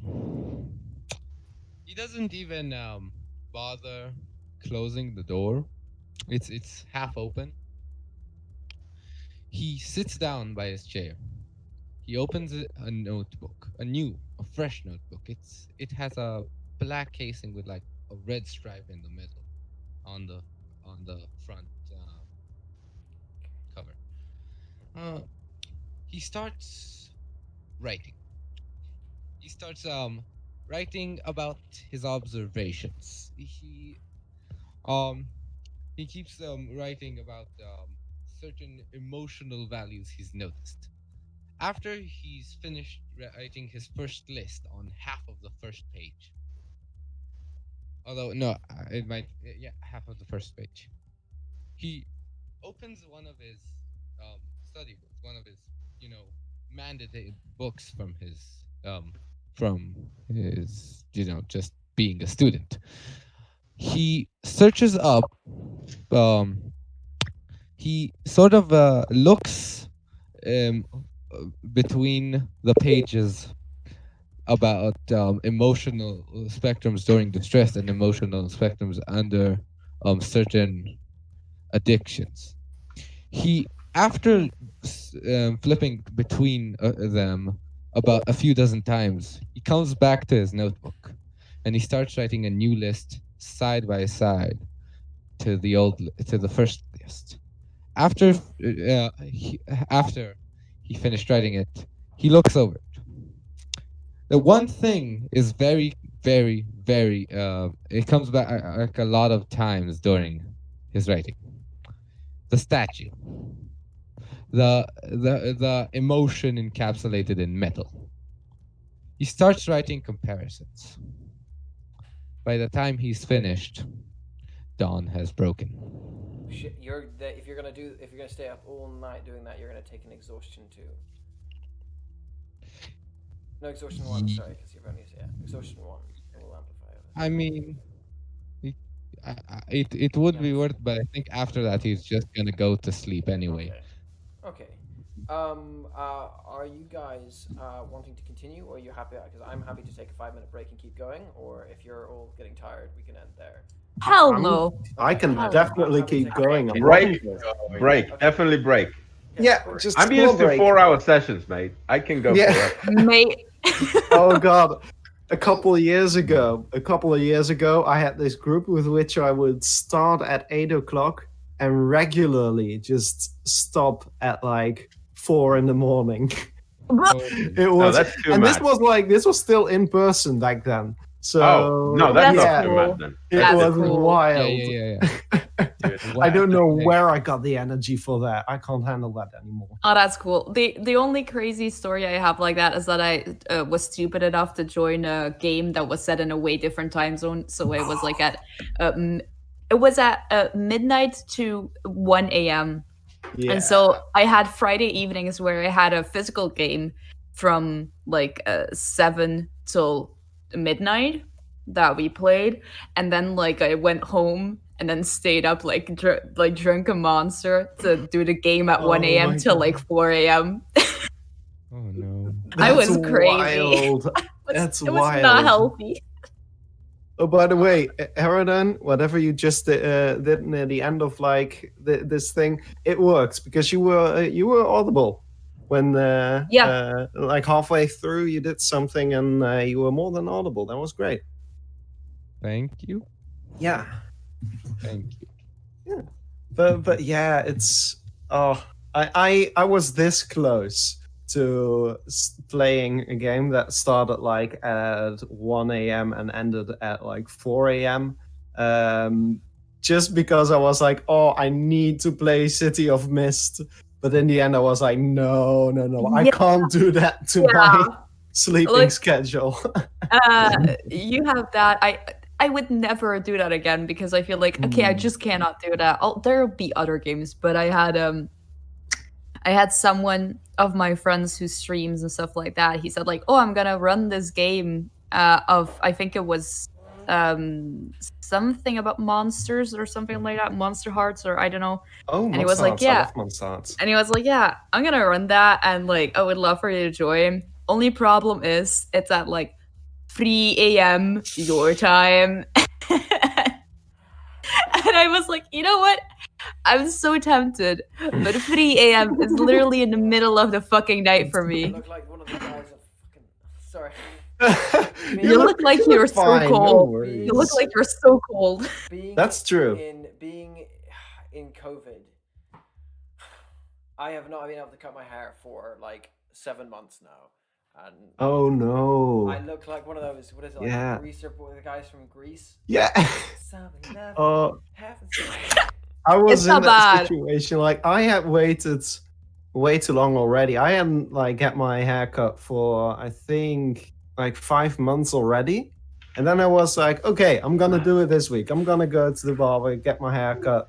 And then the government was like, yeah, we're shutting down all the hair salons. And I had to wait another 3 months.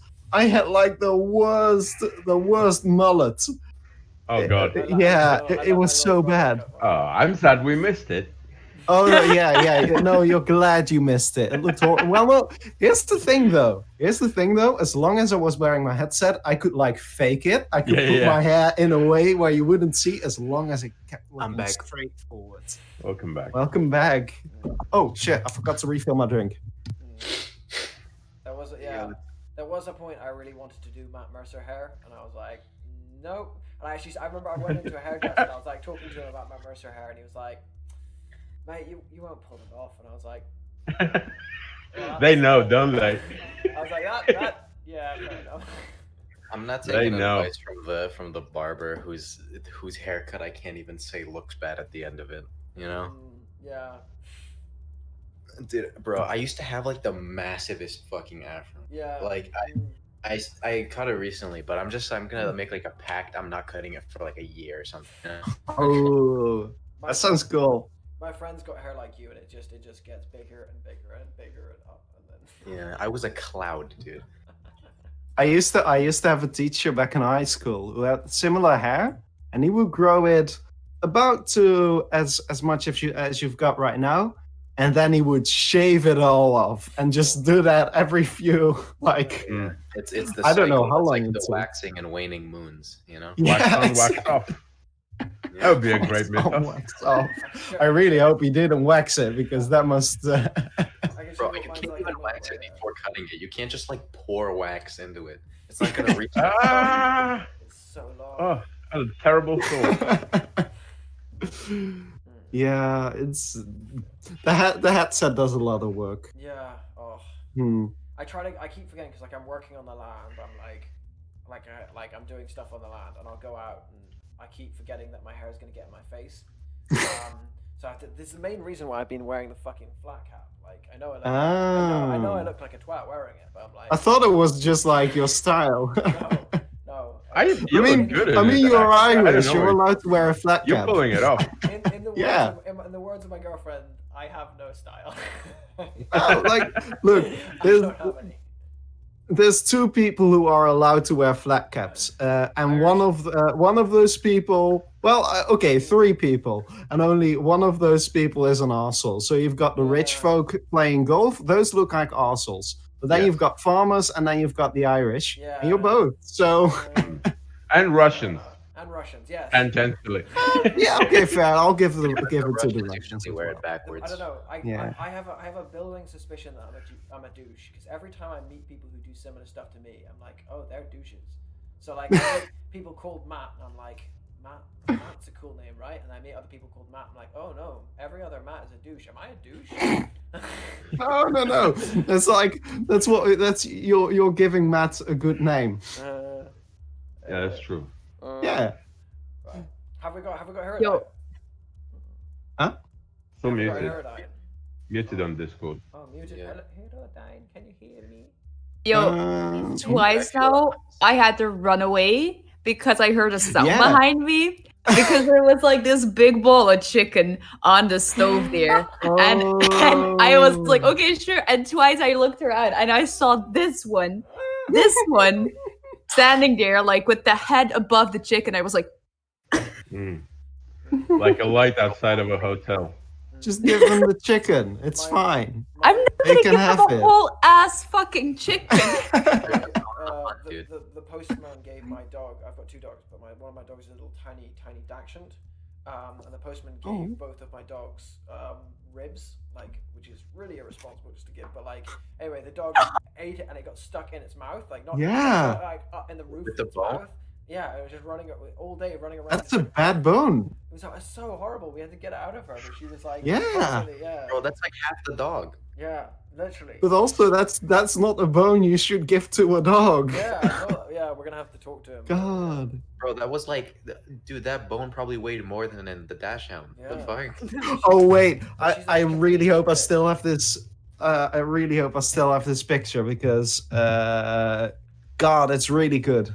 It's of my dog. My dog, my parents' dog that I grew up with. She's like a very, very small Jack Russell. Like imagine the smallest Jack Russell you've ever seen, and just take a couple centimeters off of that. And they gave her like the biggest fucking bone. Let me see if I can find. I really hope I can find it. It was hilarious. Shit. No, I think it's gone. Or by the way, can I ooh. just say, Yeah. even without the knowledge of mathematics, that you came up with these two characters, like the pie chart being, the type of douchebag who would be at presentations and, PowerPoint things, and Dante despises, and the 45-degree angle that says, let's make the world 45 degrees. I was like, great. Oh, it was good. It's like Great. the devil on the We're people's not right shoulders. angle, we're not flat, we're somewhere in between, mate. I found it. Exactly. I Dude, found it's the like- picture. It's like the fucking, what's it called? It's like the devils and the angels that one is on one shoulder. Yeah. the other.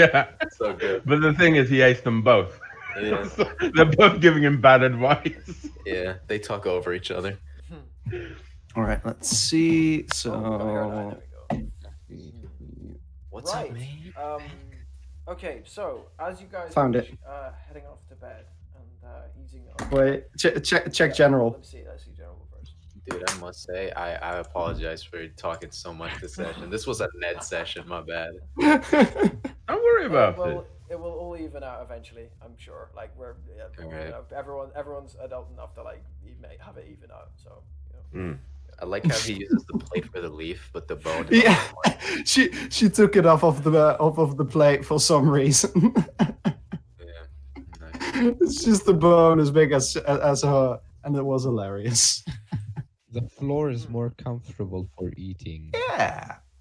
Oh, by the way, so because this is not the end of the session, we don't do the attentions and the cracks yet. All That's right. That's So, only. if this camera spreads out from so moves out from each of you guys in your rooms, getting to bed at the end of this night,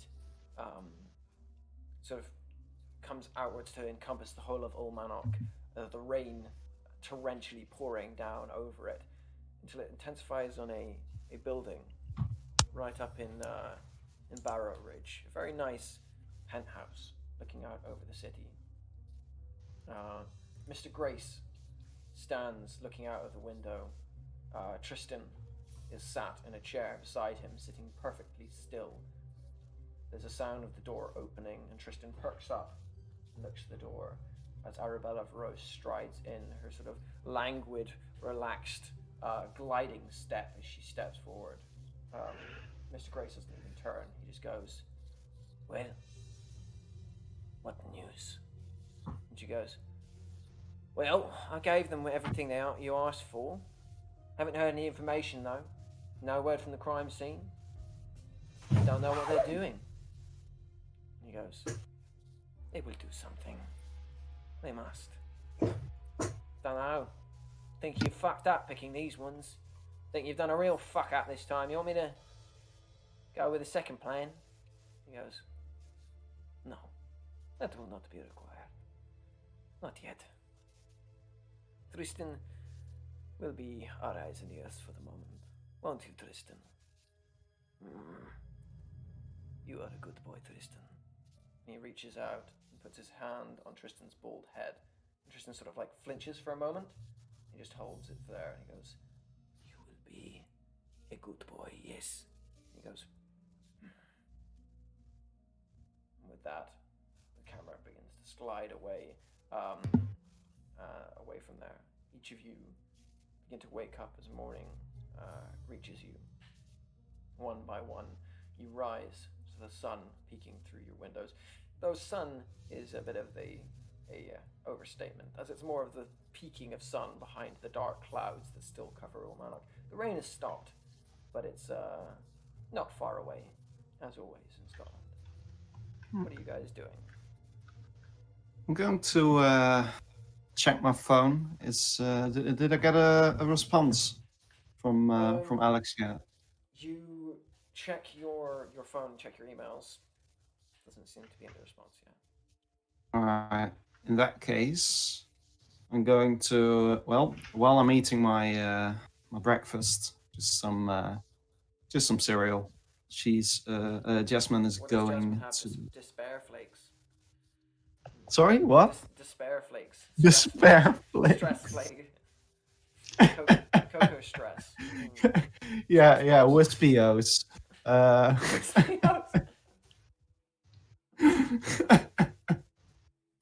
But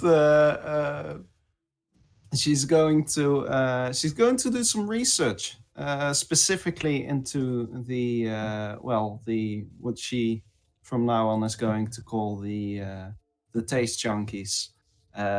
She's going to do some research, just check the news and stuff, but also get in contact with some of her police or colleagues from the force, and she really wants to figure out what their deal is, especially after seeing the message they left about Mr. Grace. Give me an investigation check, please. All right, I'm going to use my police contacts and amateur sleuth. Let me check if I have anything else. I think that's all for now. Yeah, so let's roll investigation. That's a miss.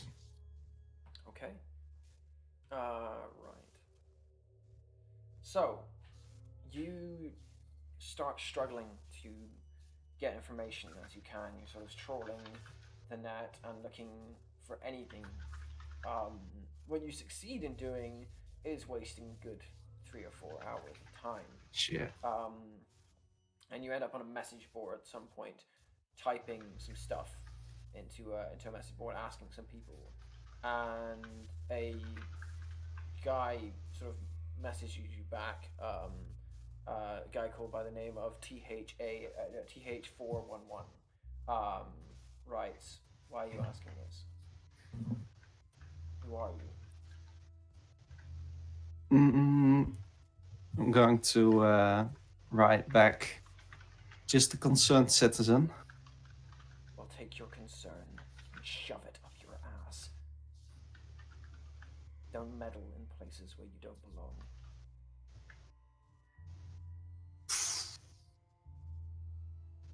Blocked. Okay. Yeah. It's bummer. But well, it's what I do. Okay.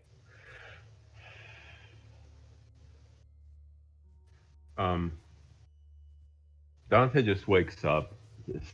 Am I still intoxicated? When morning comes, the hunger is there, but it's dissipating somewhat. It's just at the edge of your thing. And your drugs have seeming to have worn off. Yeah, you are no longer. Okay. Do I take off determined as well? You are no longer determined. Yeah. Okay, that passed as well. Good. His thoughts are currently on. Yes, it is important to the Grace investigation, because in his mind, there's a 2 investigation, probably 1, but he doesn't want to assume into evidence too soon, you know? He thinks these are 2 investigations, at least 1, they're trying to find out who Grace is, what kind of, what does he represent, what kind of a play is he trying to make, why did he choose them, etc., etc. And the second is, the task they've been given, which is the death of a young woman in a jazz club, you know, and the other deaths that seem to be connected to it, one of them going as far back as 20 years, right? The pomegranate thing, it compels him in a way. It's interesting to him, but he has to kind of swat those thoughts away because his main priority is his daughter. His main priority is, I need to find out what Grace knows, therefore I need to right now satisfy his request and see what happens after. So with that in mind, he'll I mean, it's probably a work day, so he'll get ready to work to give some lectures while his mind is going to be occupied with. Okay. By the way, after sessions, this is out of character. After session 0, I wrote a whole text file that was like yeah, the Wickerhound murder. It's about a page of questions and that I still have that we still haven't touched. Only just like other other connected murders. Like we still have so much work to do. Like we need to talk to the suspect. We need to talk to probably his solicitor. We need to understand who his friends or enemies were. We need to understand their life, why them, etc. Same thing about the woman who was murdered. Like crime scene, everything that Arabella was kvetching about. She's completely right. We haven't done that yet.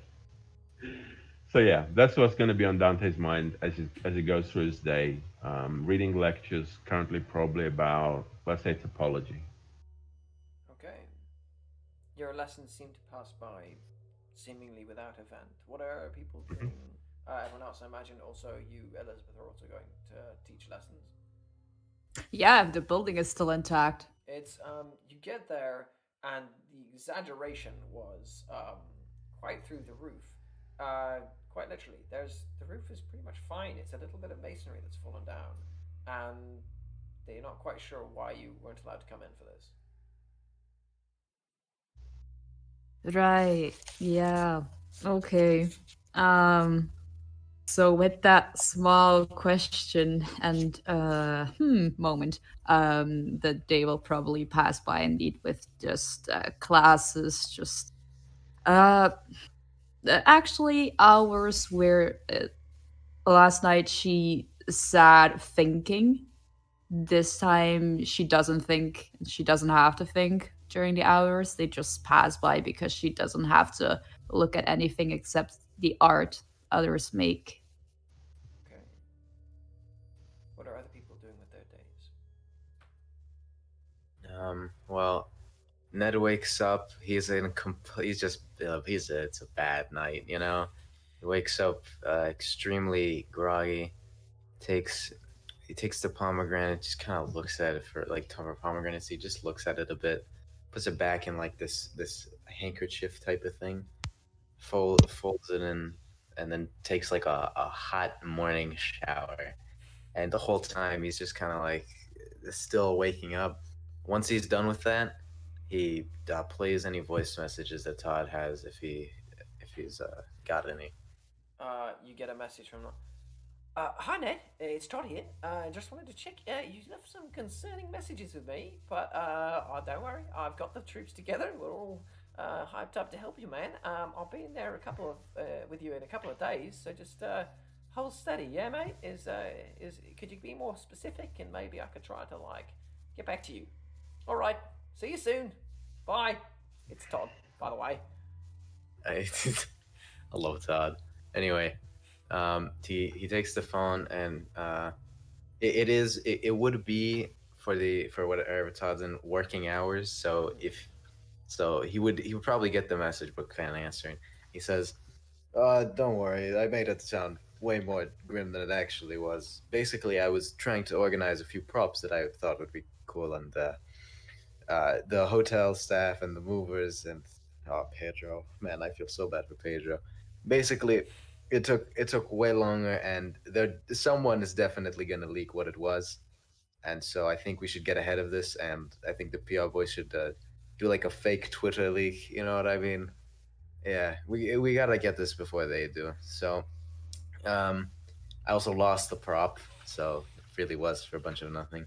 And if you could send Pedro an apology cake, it just says sorry on it. That'd be great. Um, yeah, man. I'll talk to you later. Bye. Puts the phone down, and he just looks around at the fucking mess that this thing has made in his balcony.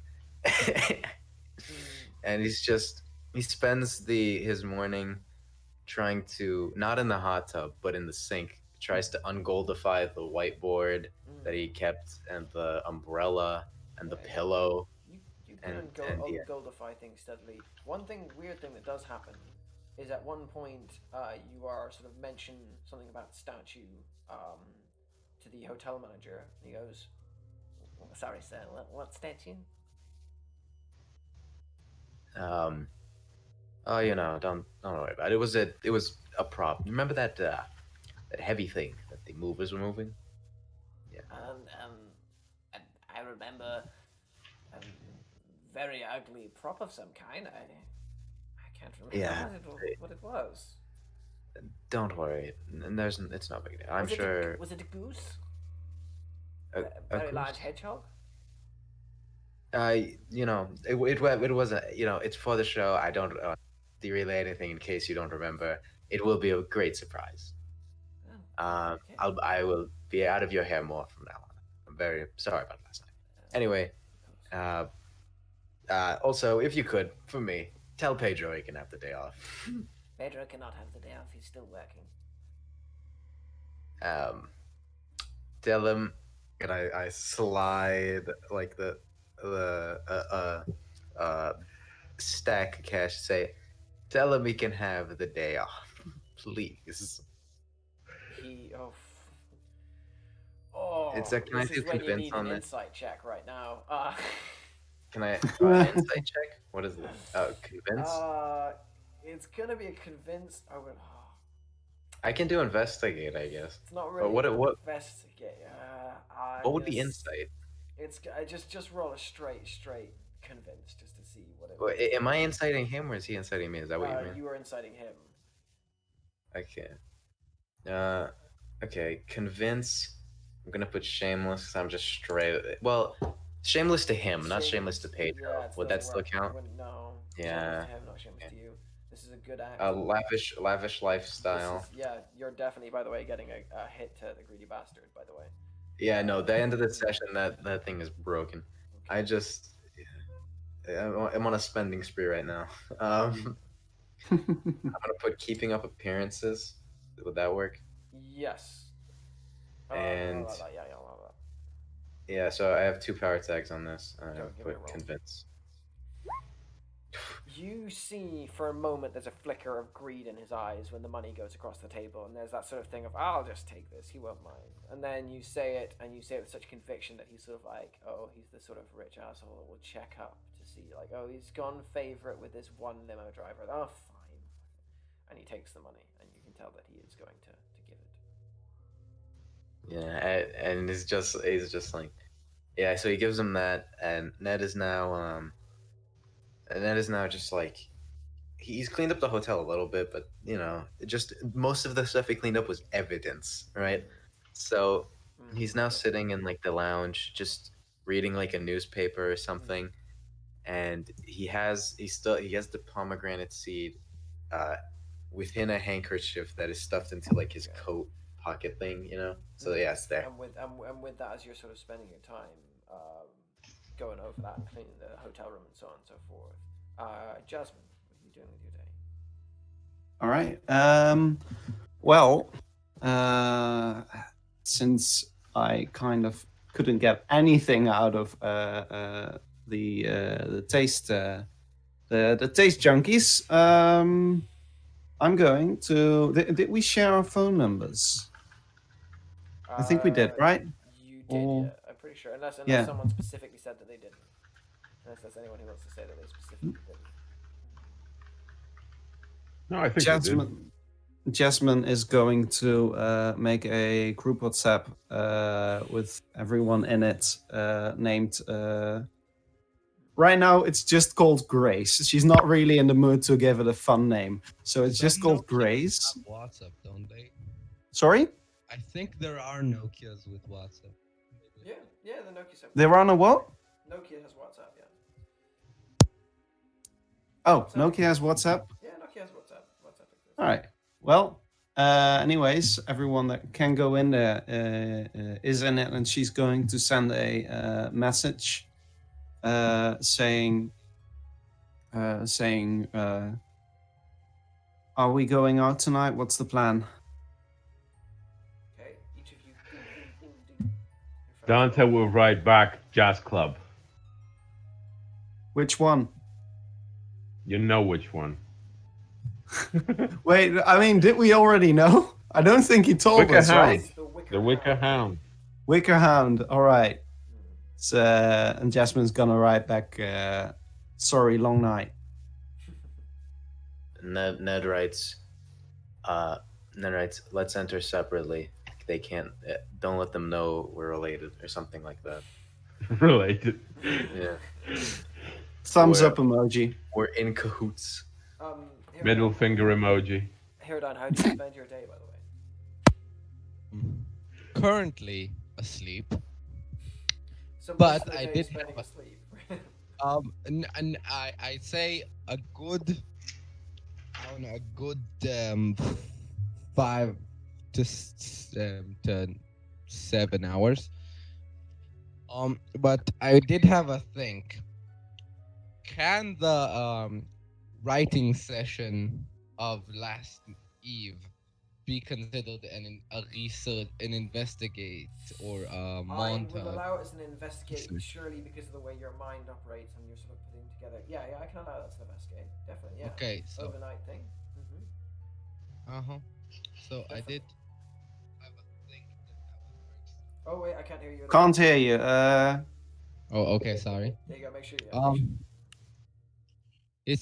I'm gonna use just emotional science and the ability to understand. Yeah. Because Definitely. that's all I think would fit in here. I think that's probably right, because you're just trying to use your own piecing together of this. I don't. For some reason, it's telling me I have a power. Oh wait, never mind. Okay. It shouldn't be a power of 12. Yeah. Okay. Do I still have the strained one, by the way? No. You've all sort of recuperated for that, because I know you've taken serious physical wounds. It's all been sort of light scratches for the moment, and light damage. So, nothing's been. Investigate. Right. Nice. Okay, you get I keep getting good rolls. 2 clues. What would you like to ask? Analyzing everything. I would like to keep those clues. Okay. For when I need. Perfect. They have to pertain though. It's not like the clues have. Yeah, I guess it's about like the emotional. But it's like backtrack clues, so it's not like you can't just say you meet a new person. It's about the other ask players. For a clue about them. It has to be about the stuff that's already happened, the previous stuff. Yeah. I get those clues will just be about like the emotions he's observed from the entire. Already, yeah. Has to be already observed. Yeah. Perfect. Okay. So right. If I may. Other than that, he's just asleep. Okay. Okay. So if I may, there was one more thing that I would like to do. Yeah. And that is tonight, since it's a Friday, right? Yes, it is okay, now. So yes, it's now Friday. Yeah. So Jamie is working today. I would also like to send Rosa a message to ask her if she's available for tonight to work a bar. Okay. You sent her a message and she sort of sends back a blunt message like, "Yeah, I'm available." All right. In that case, that covers the bar for tonight. I sent her a thank you, and if I have more time, I would like to do some more research, but I don't know if you'll allow me to. I think at this point, so you spend most of the day tending the bar and then covering the bar and doing that. I think at this point, so as it's coming to evening now, each of your guys' jobs are coming to an end. What are you doing with your evening? Going to the jazz club, right? Okay. Entering separately. You're all going separately, or are you gathering at any? I think Ned's suggestion was a sensible one. Okay, can we make it that since Ned doesn't have like as much to do as everyone else, he showed up way earlier? Definitely, yeah. What were you saying? Sorry, there. Yeah. Ned's suggestion was quite a sensible one. We can just then congregate at a bar or at a table and talk. Okay.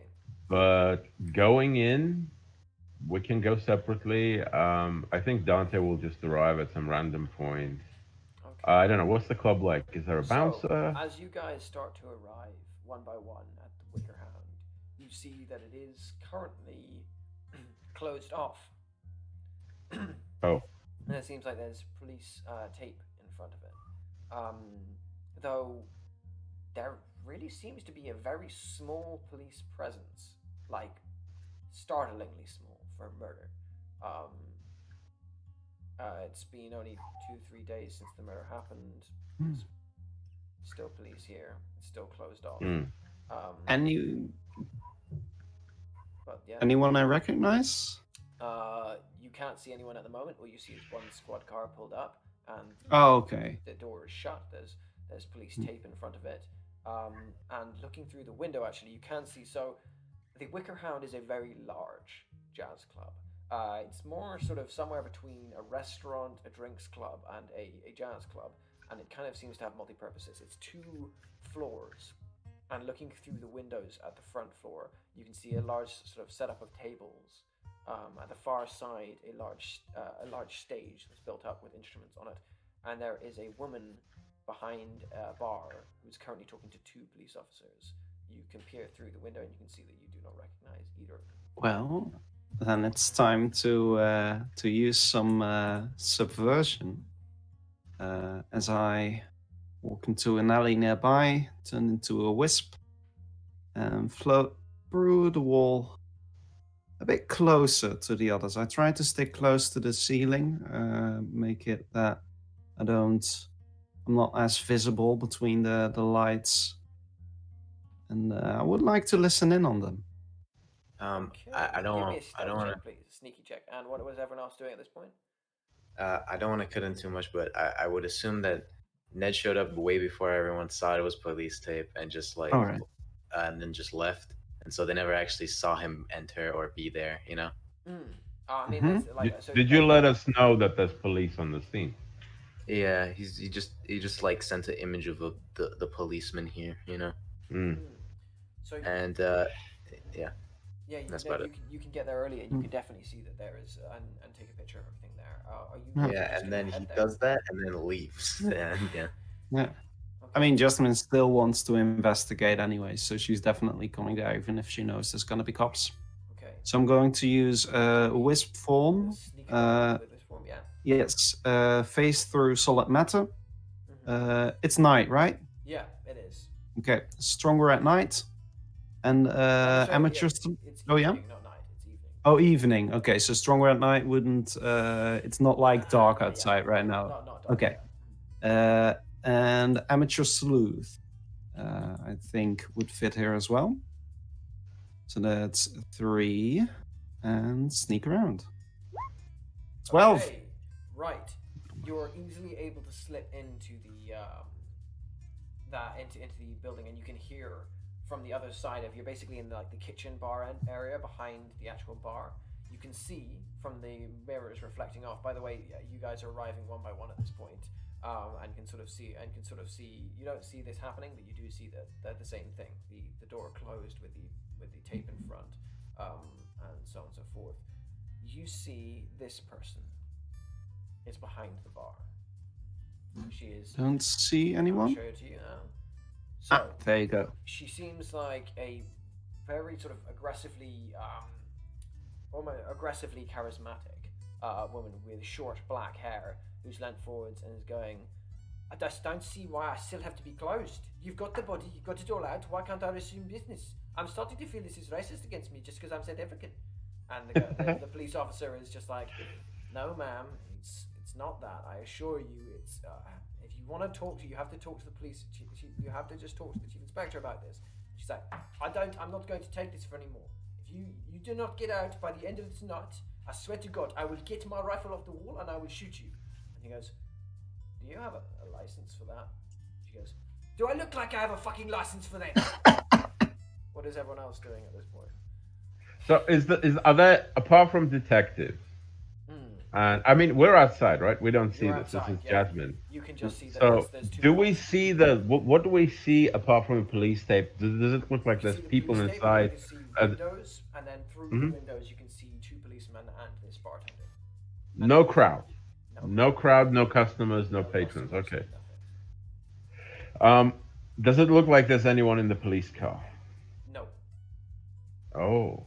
And 1 police car. I mean, one of us will probably remark on that and say, seems a bit of a light accompaniment to a crime scene of a murder. But do we know if Like, no, we don't even know what they did with the girl and stuff like that. No, but I'm assuming we can probably find out who the lead detectives are. At the same time, we need to find where the suspect is. Talk to his mates. Find out what they know, what made him fly off the handle. See, I suspect there might be some connection between drugs. Maybe he took something because of that odd message we received and scratched into the bar. Someone doesn't want us I didn't looking tell at- you about that yet. Oh, you didn't? Yeah, Oh shit. didn't get the chance yet. Okay. Okay, yeah. Then disregard what Dante just said. He doesn't have those suspicions. Because that's the thing that ties it together. Yep. Yeah. I don't Well, know. anyway, sorry, you go on. He will just say that, like, we need to look into the suspect, friends, etc. The normal thing. We know that at least the boy who did this, he still has family life. He still has a father and a mother. Exactly. I wanna look, to be fairly honest, I don't have any experience in all of this or even working with the police or stuff like that. I have no experience in this, but I don't want to get in there right now, but at some point I want to get in there because inside of this club is where all of this actually happened. Look, you can get the experience now while everything is relatively safe, or you can get the experience the way I did when everything was falling apart, and I wouldn't recommend it that way.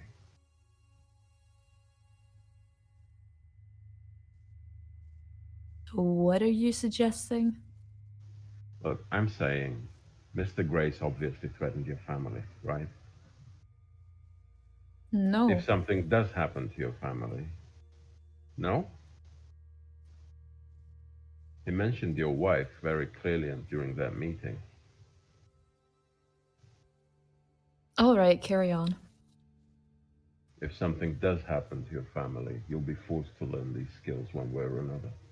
So, learn them now.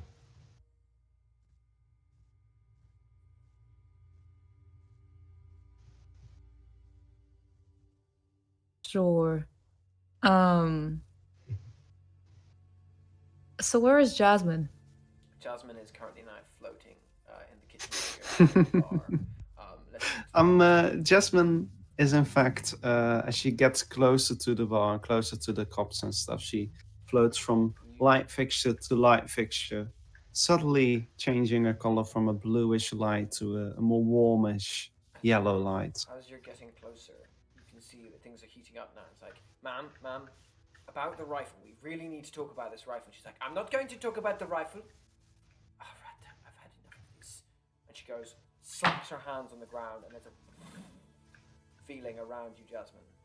This greenish light seems to dart around, coiling all over the things. You watch as vines coil around the policeman's arms. They go, what the? And it coils up to their heads, and then a single vine taps into each of their foreheads, and she goes, you will not remember anything about this bar. You will leave and you will talk only about how great this bar is and how many of your friends should come here to drink. Is that understood? And there's a silence, and they go, I love the wicker hand. She goes, yes, you do. Now fuck off. She takes her hands off, and you watch as the vines slide off their bodies. They collapse against the bar. For a second, she goes, oh, can I have a drink? She goes, yes, you can have a drink. What would you like? And with a flick of her hands, two little vines at the door go and spit off the police tape, and it flies to the ground. So, do I recognize either of these officers? No, you do not. No, all right. Well, if the police tape is gone and stuff, I'm going to float over to the entrance and. Oh, there's Jasmine. Yes, you literally see this little wisp float out through the wall. You guys standing outside, you watch the tape just Wait. And then And Jasmine. Jasmine reforms into his human form and says, "All right, his bartender, his bartender is one. Is also, it's got powers. It's look. I'll have a talk with her." God powers. That's what we're calling it now. And she walks in. She doesn't even wait for an answer. Like, this person is way too interesting. I This think person's Elizabeth. a suspect right now. I think Elizabeth will follow, but she takes a steps and she looks at Dante and looks like, maybe fate is telling me to not get involved with the cops and stuff like that and get experience. Who knows? And then she'll continue walking. Are you guys, by the way, messaging Ned to let him know? Or... Yeah, probably. Where the fuck are you? Okay, We're going. Jasmine isn't. She's going in. Ned is not reading the messages. He is on a very different wavelength right now. Okay. What I will say is that Ned manages to find his way to, as this is all happening, Ned is currently found his way to a payphone, and tell me if I can do this or not. If I can't, it's fine. What was the name of the news thing that covered the news corporation, like media outlet that covered the murder? Oh, BBC. BBC? Okay. Did the name of the reporter ever come up? No. That's gonna have to be a recalling. Trying to remember that. Just any. I want to do a thing where I call in and say I have a scoop. I have knowledge about inside knowledge about You can just call the BBC to do that. Yeah. Just okay. Yeah. So would it be a convince? I want them to meet me at a Tomb Street alley, right? So what do you say? So the phone, you dial the phone after a moment, it goes, okay. BBC News, what can I do for you? Yes, I have a scoop on the murder with the rugby player that happened at the Wicker Hound thing. We're not really covering that at the moment. What kind of scoop is it? Is it a big one? Yeah, I think I know the motive behind it, and I think that another murder is gonna happen soon, and yeah, so I can tell. Yeah, a convince. Okay. Definitely +1 for the fucking voice, like. Yeah. Okay, yeah, 100% +1 for the voice. Okay, thanks. How would I? Okay. +1, and I don't think I can add anything to this. The big screen wouldn't work because I'm not like it's not yet. Pretend to be someone else. Yeah. I don't know, man. Yeah, it's gonna have to be a flat roll. Okay, just with +1. Can I add the crew theme, no reputation, or no? Ooh. I like that. I am almost willing to allow that because you're doing something. Yeah, I like it. I'll allow it. All right. Yep. Okay, when you use crew themes, is it like normal themes, or do you have to burn it? It's burned for everyone. For everyone, yeah. Yeah. For everyone. Can I not burn it? But does it just give a +1 and then it's burned, or is it like proper burn? Just +1. No, it's not a proper burn. Okay, so if anyone wanted to use that, too bad. I'm gonna go convince. Cool. So you hear a silence, and there's the girl's just like, listen, it's not a very interesting one. We're not really directing our attention. And then you hear something on the other side. He goes, what? I'm sorry, I'm not going to. No, I can put you on it, but he's going to be mad again. Hold one moment, please. And then the phone goes silent for a moment, and you hear, sorry, I'm not going to do. Hello? Yeah. One of our reporters, Zyra Shah, would like to meet you in person at a chosen place beforehand. Do you know the Tortured Giant? Yeah, I know about that place. She would like to meet you there in 3 hours, please. Yeah. I'll be there. I would like to remain anonymous, so I will be showing up with a mask. Is that okay? One moment, please. I don't think that'll be all right. Okay, thank you. Bye. And he hangs up the phone and takes out the Can we just say that he kept the mask from the guy, the guy in the apartment? So that mask is stinking, covered in bits of human. No, he's not gonna wear that. He just wants to have it with him. You can have kept that. And he puts on obviously the disguise goggles. It's a must. And he takes out like a hat with like a brim so wide that if he looks a little bit down, it like covers the whole thing. You know. Okay. He left with it, and he's going to the tortured giant. He doesn't actually know where it is, so he looks for it, I guess. Google it on your phone. Yeah. Okay. Meanwhile, at this point, what are you guys doing at the Wicker Hand? Well, I just walk in. Yeah, I'm going to the bar. So does Jasmine share information with us on the way? No.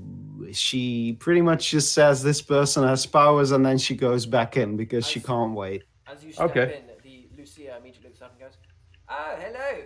Right, it's customers early already. Well, that was fast. What would you like to drink? These officers were just leaving." And as she says, that's good. in her eyes, Dante will note the names of the officers on the. So you see there's two. There's one whose name is just says Sean. Mm-hmm. So Sean is the second name. Sean is the second name. And are they bobbies? Are they dressed like? They're just bobbies. They're just constables. Okay. Which is also kind of strange for like the thing that's really getting you right now is the complete lack of police presence right now. It's so and Boyle. Mm-hmm. Boyle? With a Y? Yeah.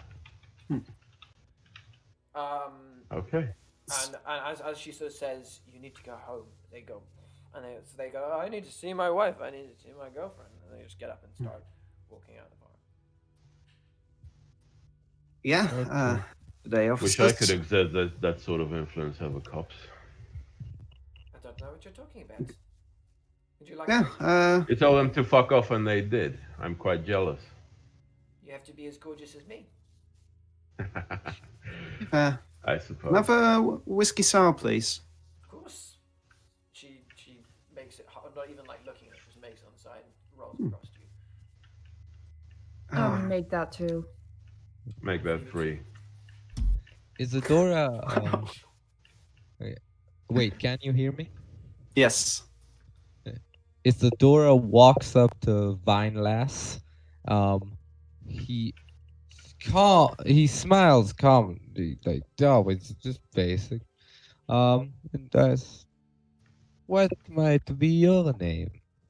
My name is Lucia. Lucia Lemire. Okay, how do you write that? Lucia Lemire. I don't really write it usually. No. No, you should say it. I'm asking. Yeah, Isadora's not asking. I'm asking.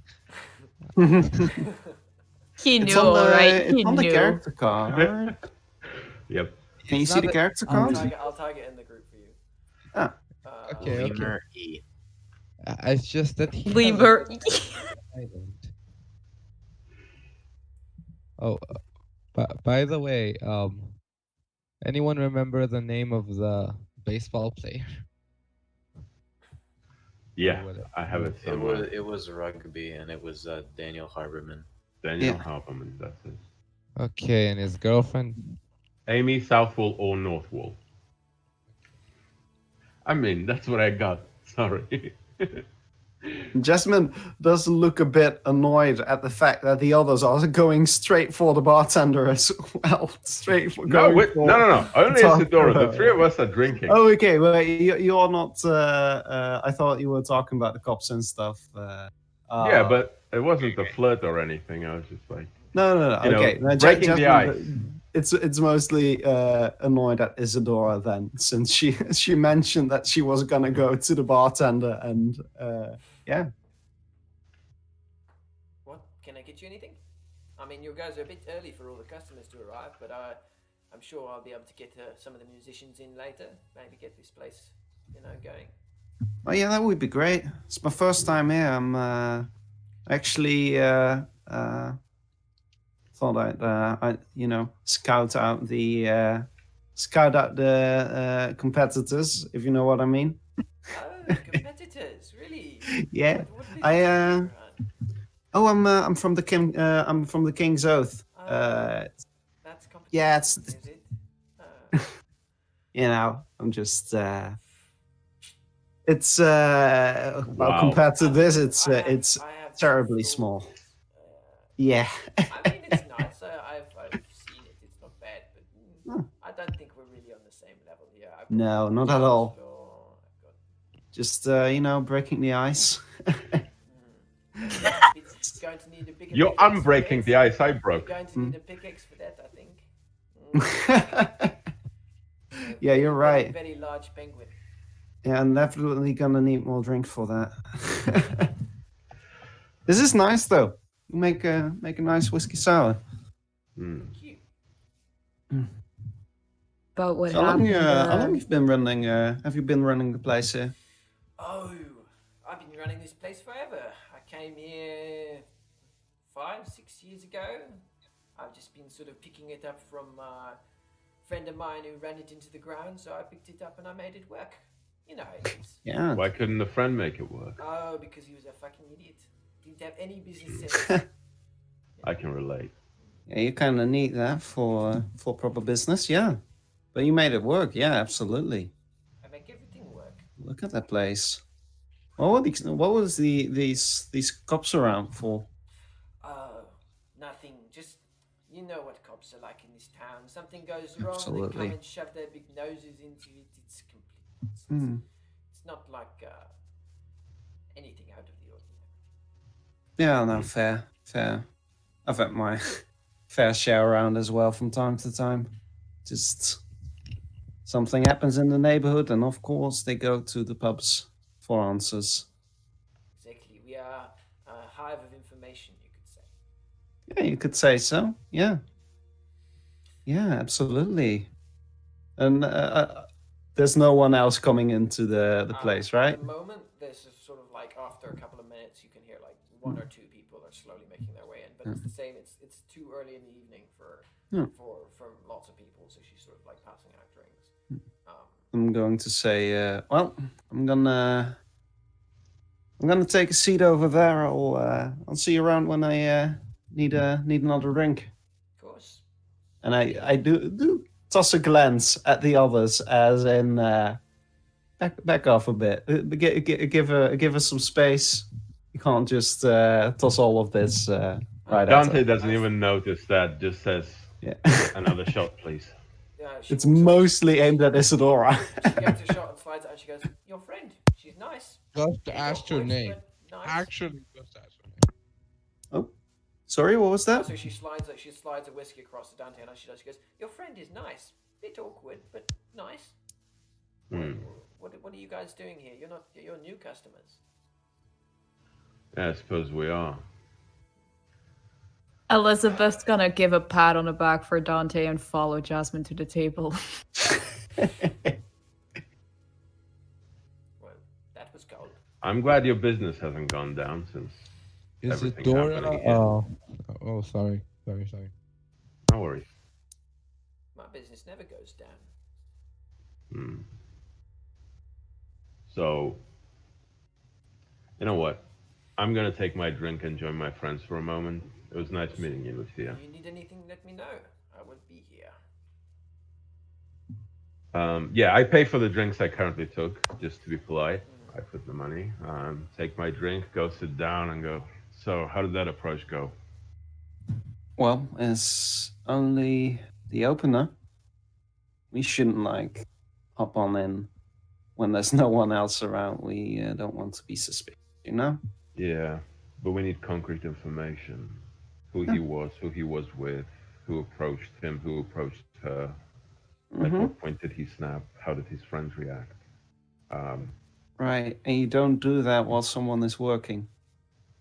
Trust me, if someone walked up to working. my bar and started asking questions, well, I have to serve. Well, it's not as crowded usually as it's I take your point. here already, but I wouldn't want to answer all that. Doesn't You know it? the weirdest part? No one did anything about it. I mean, no one, right? You'd think Well, the family would raise a stink. You'd think the friends of Amy would go somewhere saying something, but right. So cover up all that and stuff. Just a bit of info on her. She's got some plant magic as well. Like not like. Well, it's not like Mr. Grace where she like kills plants or whatever. She made like plant crackle thing appear and touch the policeman on the police, just the officers on the forehead, and they suddenly did whatever she told them to do, which is quite impressive. I definitely get how she's still running a successful business in this town. Okay. in other words, if we push too hard, she might do the same to us. Yeah, but that's why we're not gonna push hard. Okay. Just a second. How- Can you hear me? Yes. Oh. Yeah, no, we can. Yeah. Okay. Must have So not heard you just a side note. Mhm. Isadora does join them. He is in the conversation. Just didn't mention that. Oh, okay. But he does it in the obviously creepy way of looking into her eyes, calmly smiling, then walking away, and midway walking to the table, turning around. Isadora. Mr. Rosalind. She's only on a first name basis with Ned because he's famous. Mr. Rosalind, how about you kind of stay away from Oh, Christ. tonight? What is up with you?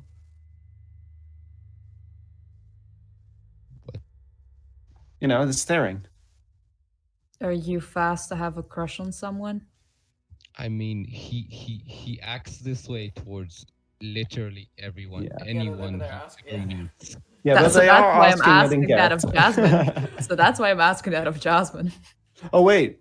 I'm asking that to Jasmine. Oh. Yeah. Yeah, you're the What? one. What are you You're the talking one about? acting out character. You're the one acting out of character. Wait, hold on. What are you talking about? Oh, what are you talking about? Guys, back off. Let me talk to Lucia Lemieux. That's what we're talking about. Look, what I'm talking about is I've seen what she's capable of. Right then and there. And they gave you the hots for her? No, not at all. I'm just, I'm just expecting it's going to be easier for a fellow business owner to talk, to get in contact with her rather than, a bunch of people from the university. I mean, to be honest, she didn't really see you as a fellow business owner, but I'm not the one to judge there. How long ago did this all happen here? Do you remember? You mean the plant powers? No, not the actual event that occurred here. Oh, wasn't that a couple of days ago? 3 days now? 3 days ago. I think it's 3 days ago now. It happened the day you guys all got together. Usually, either there would be like a proper investigation going on right now, or if they know that it was, if they already know that it was nothing, they would have just opened up the place, well, earlier. But neither happened. I assume they already stitched up the rugby guy, and Grace wants us to clear him somehow. or get to the bottom of this. It's not Yeah, but impossible that Grace knows who's doing this and is just putting us on some sort of a path. still, though, it doesn't explain why the Force still had this why they still had this place on lockdown. I mean, as you can see, like there's no evidence here. It's all been cleaned up well enough. That's true. Yeah. Someone must have photos still. They're either Oh yeah, police evidence, they'll probably or have maybe an evidence. your new friend, the bartender, has some that she snapped on her own. Possibly. Worth a try. Uh-huh. Maybe we're one of those idiots who are into true crime, huh? And we just want some memorabilia. How's that for an angle? It's definitely possible. Ooh. What do you mean by idiots, by the way? People. He doesn't elaborate fair, but further than that. then nice to listen to. It's nice to just have them in the background. No, I mean people who go and collect actual memorabilia from crime scenes. Right. You know? We pretend to be one of those. People who are obsessed with true crime. People who would go to certain lengths to obtain a fragment of a bullet or some pictures from the scene or a signed autograph by John Wayne Gacy. Those type of people. Right. I kind of don't want to... I don't want people to have that, like, idea of me. You can tell her the truth eventually. Right now, we need to focus on the case. So we lie. We pretend to be other people. We pretend to be much worse than we are. Fair. Yeah. Just, I don't know. Right now, I'm just thinking of staying till, like, closing time. That's usually when you get the best conversations. The other thing is, I don't know what vibe you got from her, but it's possible she's also letting other people deal in this establishment, if you know what I mean. We need to keep an eye out for that. I do not know what you mean. You mean like just illegal drug deals in the toilet? Yeah. Mm-hmm. I mean, that's pretty... I mean, I don't know about the places you go to, but that's most pubs. You just turn a blind eye. As long as no one ODs in your bathroom, what you gonna do about it? This is Scotland, after all. Yeah. But I don't know what that has to do with any of it. Well, Harborman might have taken something, right? We've already seen erratic behavior by someone who's taken something. It was because they took something. Look, if we suspect that he's not the murderer, there must be some sort of an explanation, which, by the way, we're still not ruling out that he's the murderer. But if he's not, why did he do it? How was he compelled to do it? Right, so here's the thing.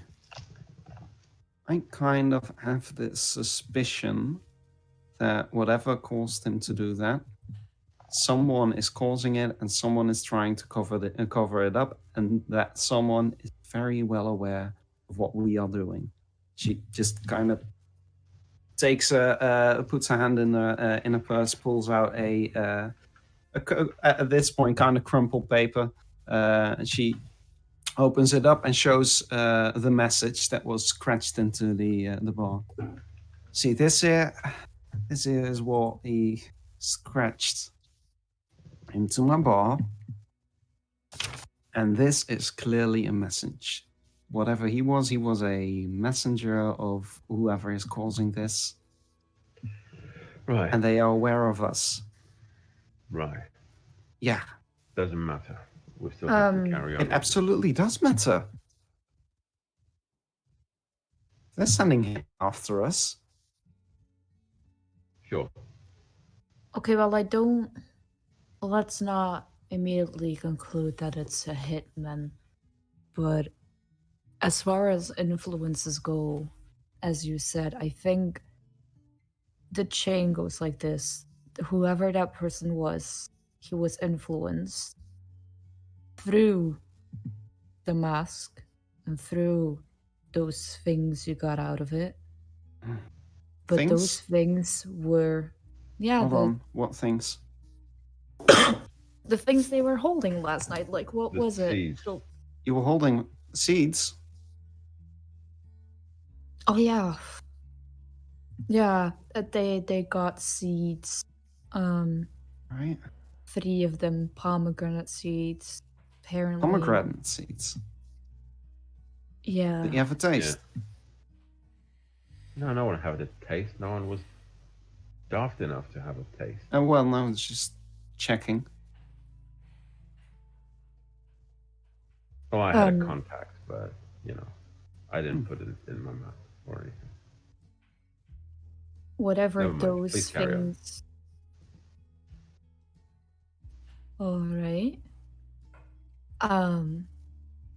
Whatever those things were, they were in that mask, and whatever violent tendencies this person had, they were because of that. It's not because of the person, it's because of the seeds in the mask, and whoever gave them that. I don't know what he was doing, but for some reason I saw the man that died yesterday, drag his 3 fingers across his mouth, down vertically. Probably, well, now that we know there were 3 seeds in the mask, probably somehow showing the 3 seeds. When did he do this? Yeah. It's not important. Yeah. Fine. Right. All right. So we're all assuming some sort of influence, right? Definitely. Then we need to understand his behavior when he was normal himself. The point at which it changed. He was great. I already looked into it. He was just a great person. Like, just positive stories about him.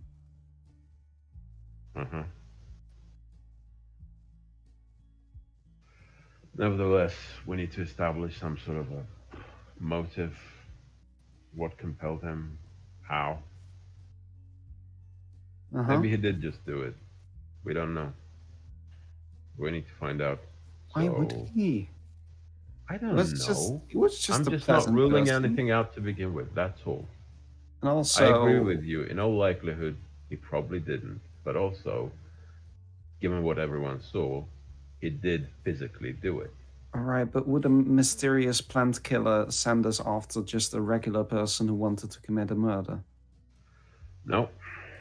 Exactly. At this point, by the way, guys, the club is getting gradually more filled with customers. At some point, Lucia must have made a call because several musicians are set up on the bar. Quite interesting looking. One of them is absurdly ugly.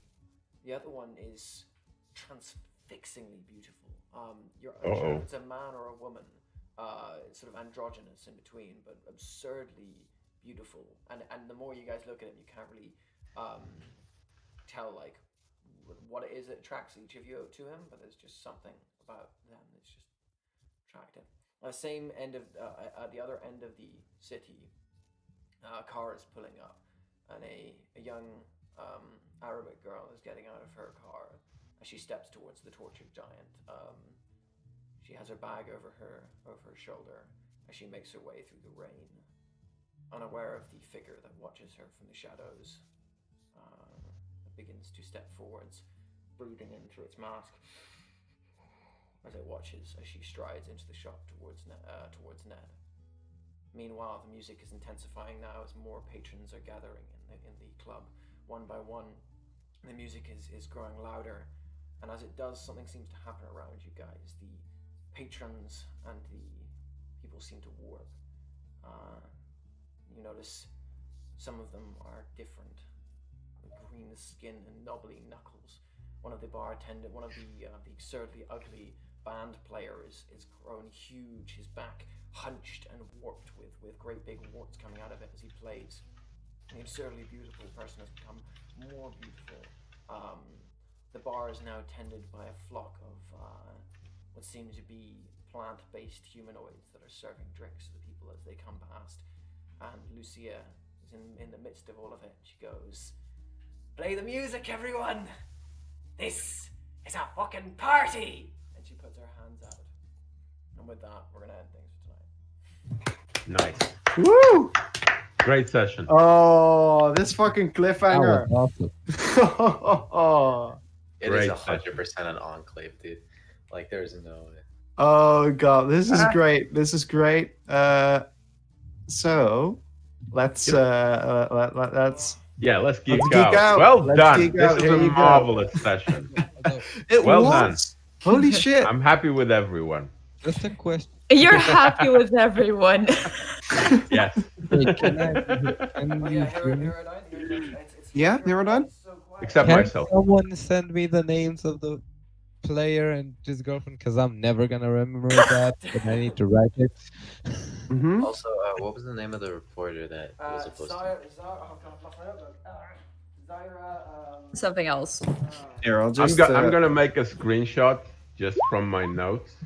Yeah, this is. I've put my notes in the roll I 20 just have like on this an specifically. entire list of names of Zarasha. everyone Isadora met. Hmm. Just Zarasha. like Oh, dude. So, can I just say, first things first, most meaningful interaction with a character this session, that is definitely Elizabeth. Being all like, no, this person is like not there anymore, and kind of giving Jasmine the idea like, yeah, this person is better off dying. I should just give in to that. So you're gonna get a hell point. I'm gonna put a hell point behind Wait, you. what about the crew? We didn't talk about the crew. Did we get attention on Yeah. the crew? You are definitely What about getting the crew? attention on the crew. You're definitely I getting vote for attention. attention rather than You're- unburn You're attack. definitely getting attention on the crew. Okay. Yeah, Sure. because This is the first time we've we, been working as a team. yeah. Well, pretty I interesting. feel like it also called. We didn't call it, but like as a weakness. But it definitely was a no clear leadership problem. You know? Yeah. Absolutely. Yeah. We should've used it. Absolutely. Yeah. Absolutely. No, that's not your bad. That's our bad. We should have Yeah. used it. Yeah.